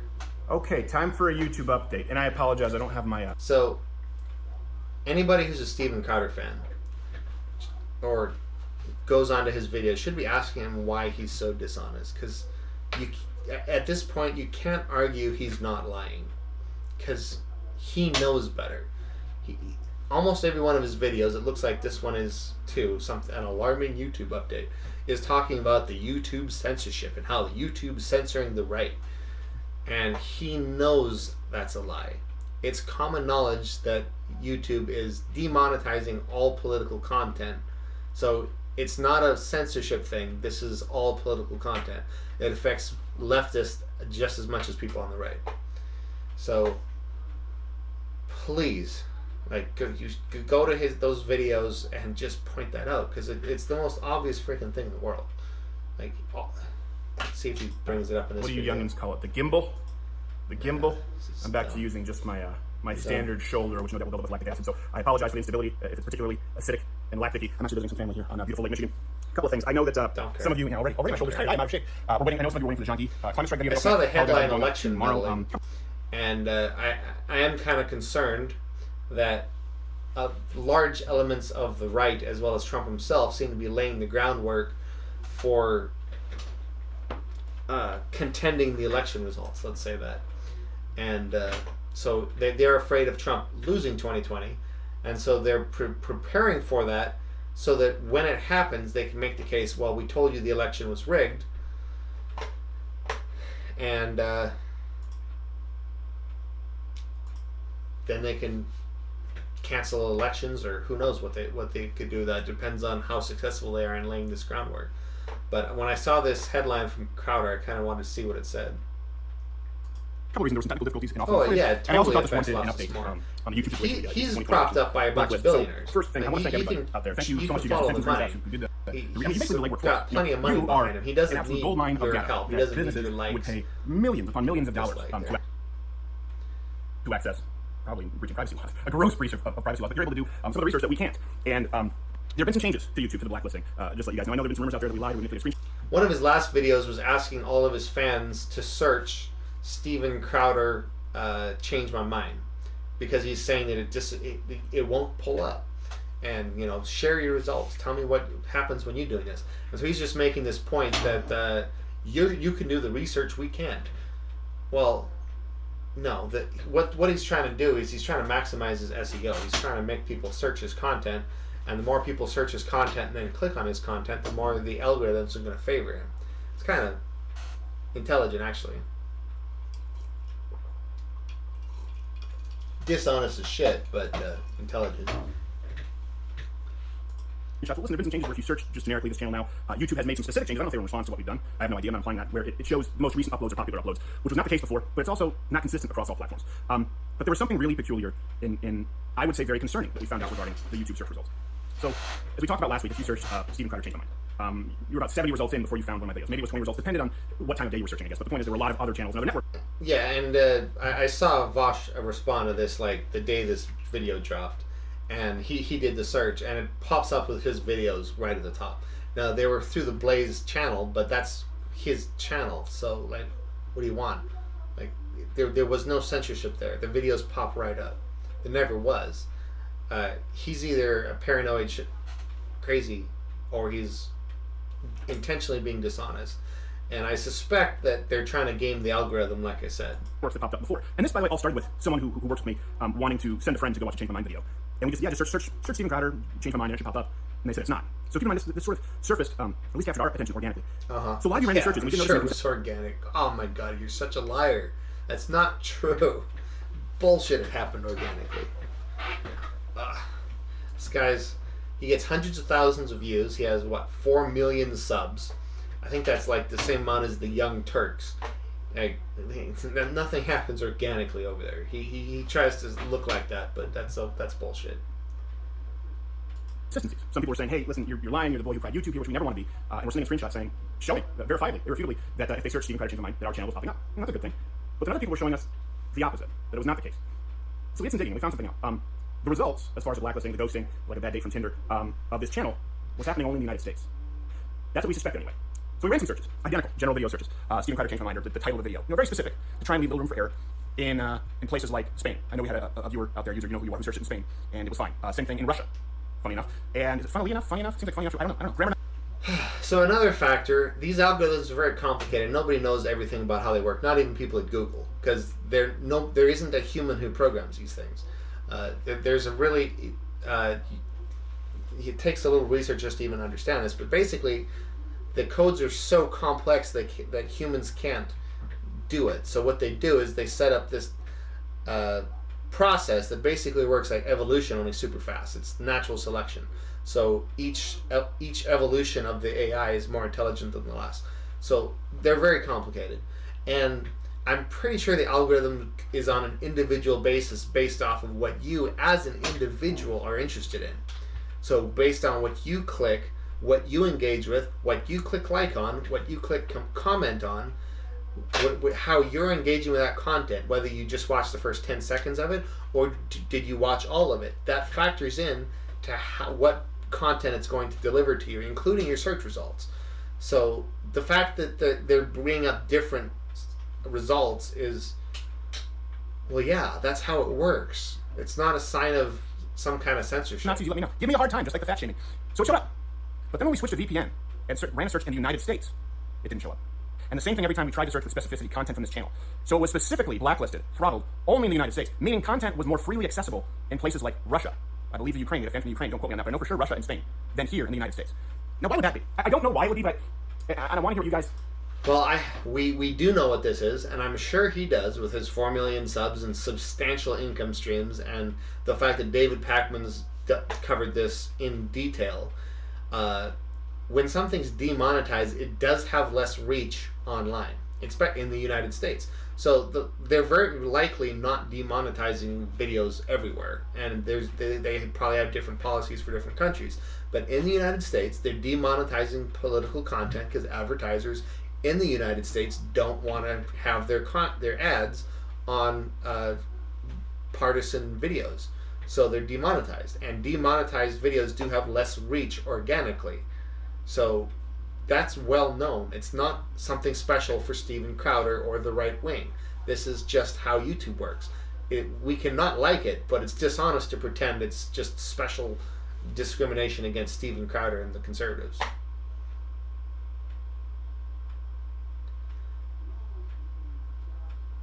What was the cringy name of that Google algorithm?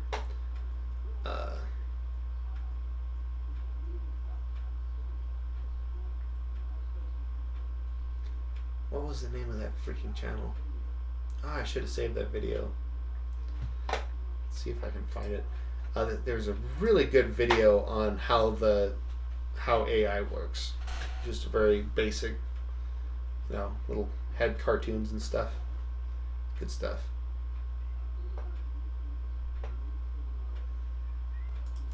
It's a really big channel. Oh, my cat's meowing at the door.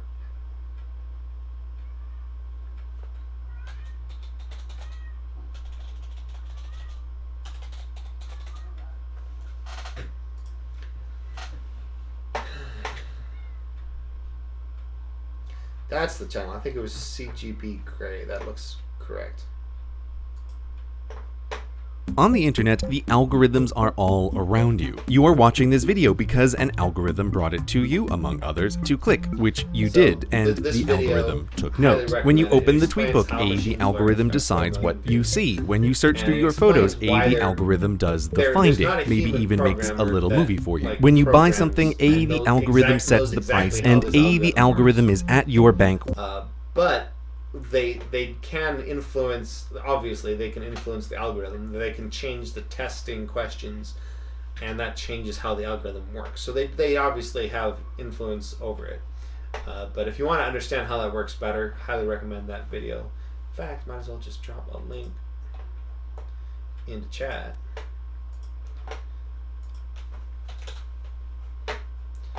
So I don't know if it talks about the name of the algorithm, but of course. Cats are very narcissistic and self-centered. We know this.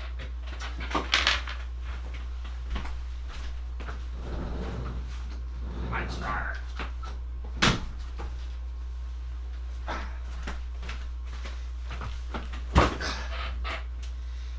This is Monster.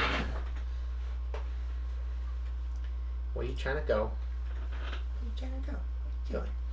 Monster Boo. So we were calling him he was acting like a little monster when we first got him as a little kitten, and he's calmed down some since then, but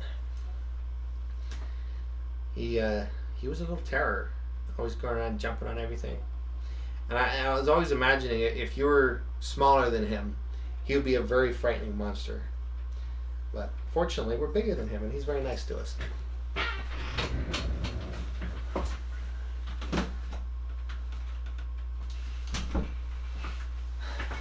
Plus, he's black, so every Halloween it becomes much more fitting to call him a monster.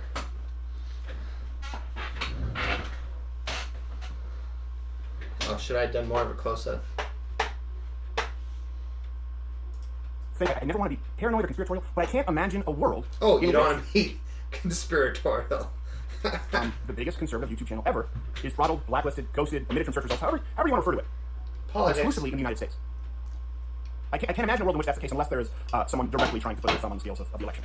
There could be another reason. You guys let me know, but again, it would seem to me that this is free. So now he's claiming that the YouTube censorship that he's making up, because it's very well known what's happening here, is actually election meddling. So now YouTube is trying to put their thumb on the scale of the election by throttling right-wing content. Because he's so throttled with his 4 million subs and hundreds of thousands of views on every stupid video. Look, he filmed this with his fucking phone while he's on vacation at the lake house.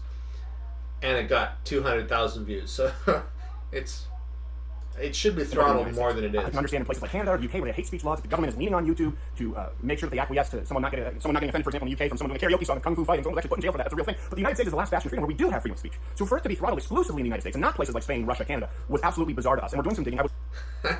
Yeah, it's bizarre to you because that's a false frame. They have this frame where America is the last bastion of freedom in the world, and every other country is like less free than we are. When empirically, like by any measure you want to use, most of the other countries in the developed world are more free than the United States is. So that's why it would seem bizarre to him, because he has this false frame, this false axiom that would make it seem bizarre to him. It's cognitive dissonance when reality disagrees with what you believe here. But no, Canada and most of these European countries are much more free in a lot of ways than the United States are.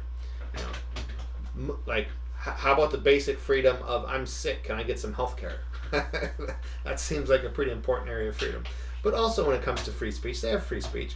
I mean, sure that they have some like more hate speech laws in some of the countries for good reason, but that doesn't mean people aren't generally free. Anyway. Please send me screenshots, follow me on Twitter @SCrowder, because we don't reveal everything here on YouTube. I don't want to be just bombarding you with YouTube updates here. I'd really rather focus on creating more content, but we also want to make sure that if we create content, we're able to reach you. And that's why please just save this Facebook Market, check every day. We do videos every single day. If you haven't joined Mug Club or you can't afford it yet, just check every day, because we don't know when notifications or subscriptions work. And that's kind of the point, is we never know when anything works. And that's why we need you to send in more data. Search other controversial topics in other countries. Because it doesn't stop with us. It doesn't stop with conservatives in the United States. I really think this is an SEO experiment on their part. If they can to do get it people here, searching for politically speaking purposes, they can do it anywhere. It could lead to LGBTQ videos being censored in Middle Eastern countries. It could lead to videos that are critical of the Israeli government being blacklisted from searches in Israel. It could lead to searching for Hong Kong protesters being completely barred in places like China. And I'm not talking about the government restricting access. I'm talking about potentially YouTube doing it, because that's what we're seeing in the United States. We certainly don't see evidence that the government has stepped in and asked them to, listen, I want that Crowder guy off of search. His Trump talks was one step too far. Get out of here. I have no idea. But I certainly haven't seen any evidence of that. But let me present a hypothetical scenario to you here. This is a thought exercise, just to sort of put the value, or some sort of value, some context, on the effect that this could have on an election. Let's say Russia. Okay, we always talk about Russia. Let's start with that. Russia. They meddled in the United States election. Well, you're right, Reverend. That does count as engagement. All the evidence points toward the fact that Russia spent a few $1,000s on Facebook ads, right, to try and cause chaos in the United States election. Okay, let's accept that as true. Right? I don't want to argue about Russia right now. Okay.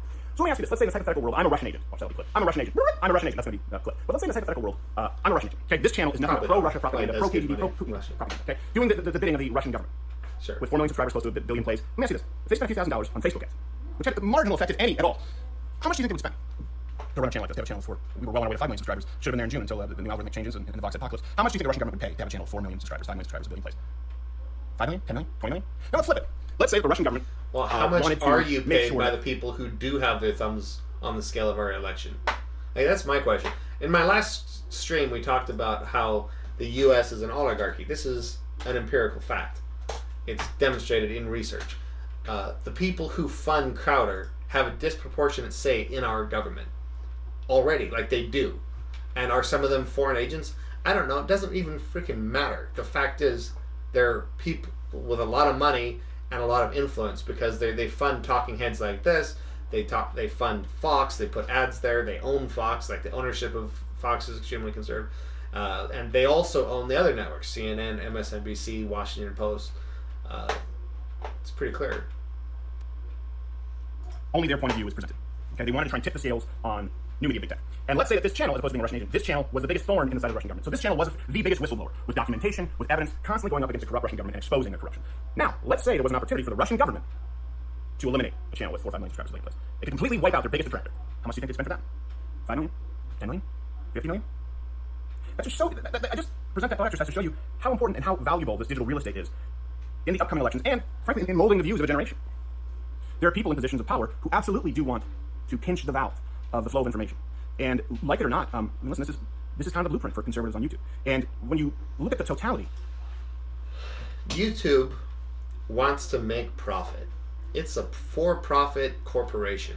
It is publicly traded, has board of directors, and they're not a good company, because like all companies, all they care about is profit. But they do care about profit, and they do care about their image, and they care about advertisers on their thing, and they care a lot about the appearance of being nonpartisan. And they've had to testify in front of Congress, like they want to be nonpartisan for a lot of different reasons that have to do with their fundamental value, which is profit. So the idea that they are going to put their thumb on the scale and try to influence the election with no evidence at all, like everything, all the evidence he started this video with was bullshit. It was very clear bullshit. Like, if you understand anything about how algorithms work, if you understand the fact that political content's demonetized and has a lower reach, except for the exception is more authoritative political brands. So if you're CNN, you have more reach with your political videos. If you've tried, I don't know if you've noticed, but the recommendations are always corporate news channels and corporate channels. So if I let my stuff autoplay, it might play 2 or 3 of the kind of videos I would pick, and then the third one will be Trevor Noah, which I like Trevor Noah, but that's corporate. That's a corporate channel, or it'll be somebody else like that. And YouTube is trying to prioritize these established mainstream traditional channels of content, which is too bad, because it's supposed to be YouTube. It's supposed to be people like me and you and your other favorite content creators, not overproduced people on TV. Like, that's not what YouTube was supposed to be. But David Pakman's done a lot of exposés and research on this, and I highly recommend it. Of the evidence. What happened after the Vox apocalypse? What's been happening with a lot of people on YouTube? But what's been happening specifically with search results? What's been happening specifically with very specific titles and tags if you search and stuff not showing up? And it's happening exclusively in the United States. That is a political, social impact that is scary, that can be done to anyone. And I don't know if it's deliberate or not. And I would love to know what you think. What do you think it's deliberate? What do you think it's just something that maybe got lost in the shuffle? But I do know this. Whether it's deliberate, whether it's just oversight, that... This is also not how you do research. At all. Like, you have to... Oh, my God. Oh. This is such dishonest propaganda, and he should know better. You are asking for selection bias. Selection bias is when you disregard evidence that it contradicts what you look at your current position in favor of evidence that does. So you're basically cherry picking, but you're not consciously aware of it. So if you don't have the methodologies that you're supposed to put into place for if you wanted to actually study this, you would have to do it blind. You'd have to have controls. You'd have to do it in a more organized manner. You can't just have viewers send you screenshots and then pick the ones that fit your narrative. This is blatantly dishonest and ignorant, and he should know better. So I think he does know better, and he's dishonest, because I can't imagine. Like I did say earlier that I try to be charitable, and that I understand that people can be... They can be honestly ignorant, and we can attribute dishonesty where there isn't any, because the human mind is very capable of rationalizing some very bad positions, and they can look like they're being dishonest. But I don't think that's the case for Stephen Carter, because he's a big enough channel. He's got to be aware of what's happening in his, like, the platform he's on. He's got to know about YouTube. He's got staff and editors and a team around him for this channel at 4 million subs. And the idea that they don't know what's happening with politics on YouTube is insane. He knows. He's lying. He has to be. It's a well-known thing. There's a lot of other channels been talking about it. It's not just the right wing. This is politics generally, not one point of view, one side or the other. More traditionalist conservative viewpoint, certainly. But he's propping up this narrative. Like, a lot of his most recent videos are all doing this. Whether it's deliberate or it's oversight, it doesn't matter. It doesn't matter. It's too important, and it's wrong either way. And something has to be done. So right now we're just. But this is how the right wing works. They prop up this persecution narrative. This is another one. YouTube blacklist. They prop up this persecution narrative, and they're very loud about it, even when there's nothing behind it. And if you're a for-profit company, you just don't want to make headlines. They would rather err on the side of being biased towards conservatives than hear conservatives constantly bitch about it and hurt their bottom line. And so basically, this is a case of the squeaky wheel gets all the grease. The leftists aren't complaining about censorship. They're being honest, and they're saying this affects all politics, and it shouldn't. But, oh well, it is what it is. Whereas the entire conservative side has been complaining about censorship on social media and channels like YouTube for quite a while now. I've seen it for at least a couple of years, if not longer. It's a angle they use, and it's a rhetorical ploy, and it gets them what they want. It gets them favoritism from the companies that are involved here.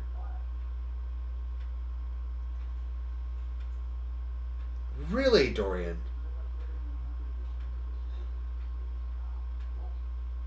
I suspect they pay for that. I'm betting they pay for that, because you can pay to get your channel noticed more and get it promoted and stuff like that. Because from my understandings of how the algorithms work, it should just be like the corporate media that's promoted under recommended, not fucking Blaze TV. But no, he tries to act like he's a normal guy, filming with my camera here. It's so disgusting. He's got so much money behind him. Anyway, so I watched the video. Anyone else have anything on that video or want to talk about something else?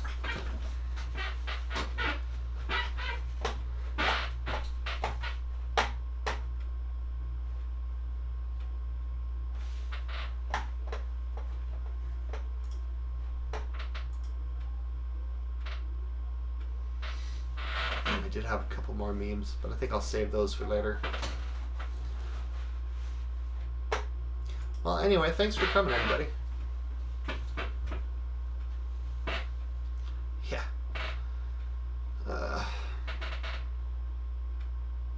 Now, the issue of censorship is, and whether anything should be censored, is an interesting conversation, and there's room for a lot of nuance and reasonable disagreement on it.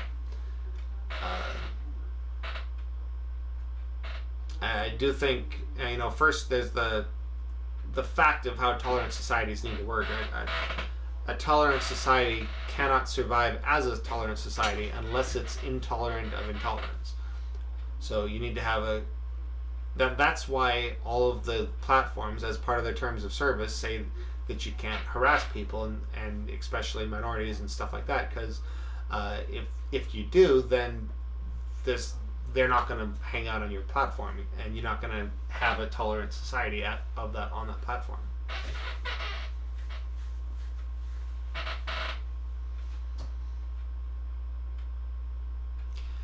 Yeah. I'm not an expert on how effective bots can be for things like engagement. I know that there's a whole industry around writing fake reviews for people online. That's a big thing, and I suspect that there's definitely been some bots on Twitter and whatnot trying to make people, with a few bots, one person can have a lot more reach than they might otherwise. Google's a pretty intelligent company. I've been to their headquarters and talked to people there actually, and I'm sure they're constantly improving their algorithm to filter against bots, because I haven't heard much about bots on YouTube, but again, I'm not an expert there. But I know that Google wouldn't want bots to be driving their engagement, because bots don't pay them ad revenue. And if they are getting, if you're triggering view counts and companies are paying for that, eventually companies realize that a certain percentage of their ad revenue is going not to human eyeballs but to bots, and then they're not willing to pay as much. So because of that, bots are always going to be something the primary platform is trying to minimize the impact of.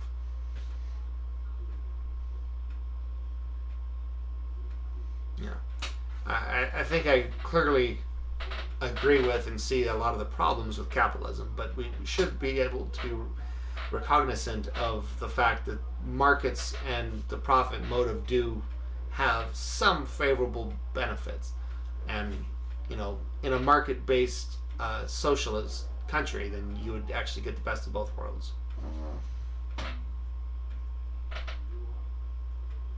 Interesting. Yeah, I'd be interested to know how prevalent fake views and fake engagement is. But I guarantee if it's at any kind of percentage at all, then Google's concerned about it. I would not believe without evidence that the success of conservative channels like Crowder's channel is because of bots. Now, I would say it's because of the money behind him, because he can afford to promote the channel and travel around to different places and do speaking and promote it a lot of different ways, as well as pay for ads for it, pay for it to be higher up in the recommendations, stuff like this. But I think there's a legitimate organic reach to that message, and it's unfortunate. I think I've talked about this with Theory to some length, because it seems like a channel like Steven Crowder's channel here. Let's actually click through and look at some of his other videos. In general, listening to Steven Crowder is easy. If you're familiar with theory play, you're familiar with the concept of time energy. We all have limited time energy.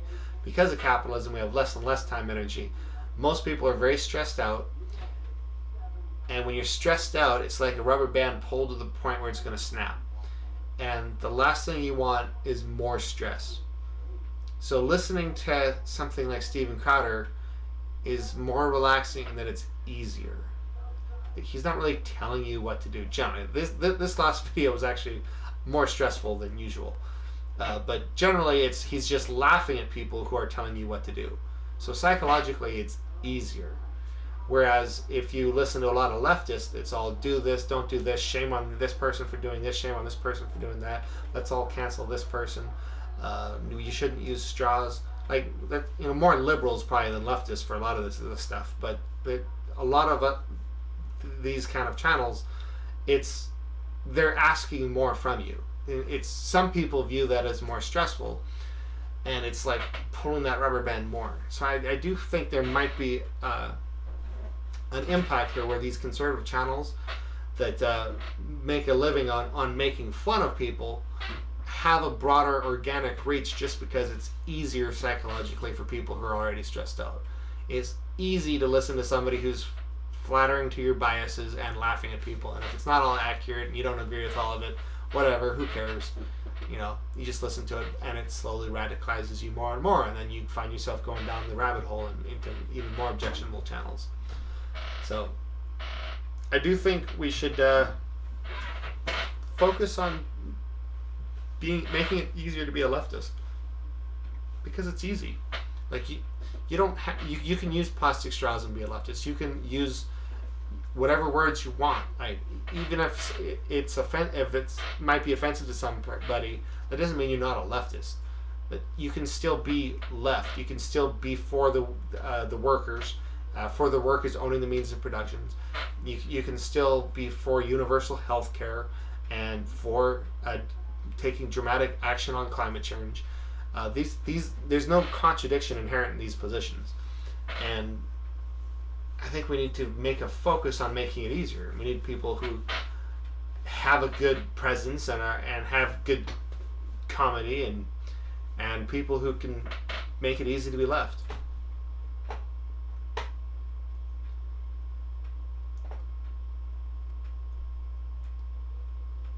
I thought that was low views for his usual videos. Looks like the other ones are higher. But look at this. It's all censorship. Censorship, censorship. Am I leaving YouTube? No, he's not. Crashes the climate strike.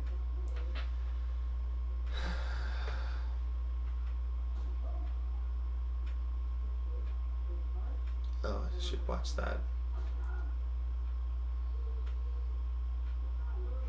Leftists do eat their own sometimes. We should probably stop it.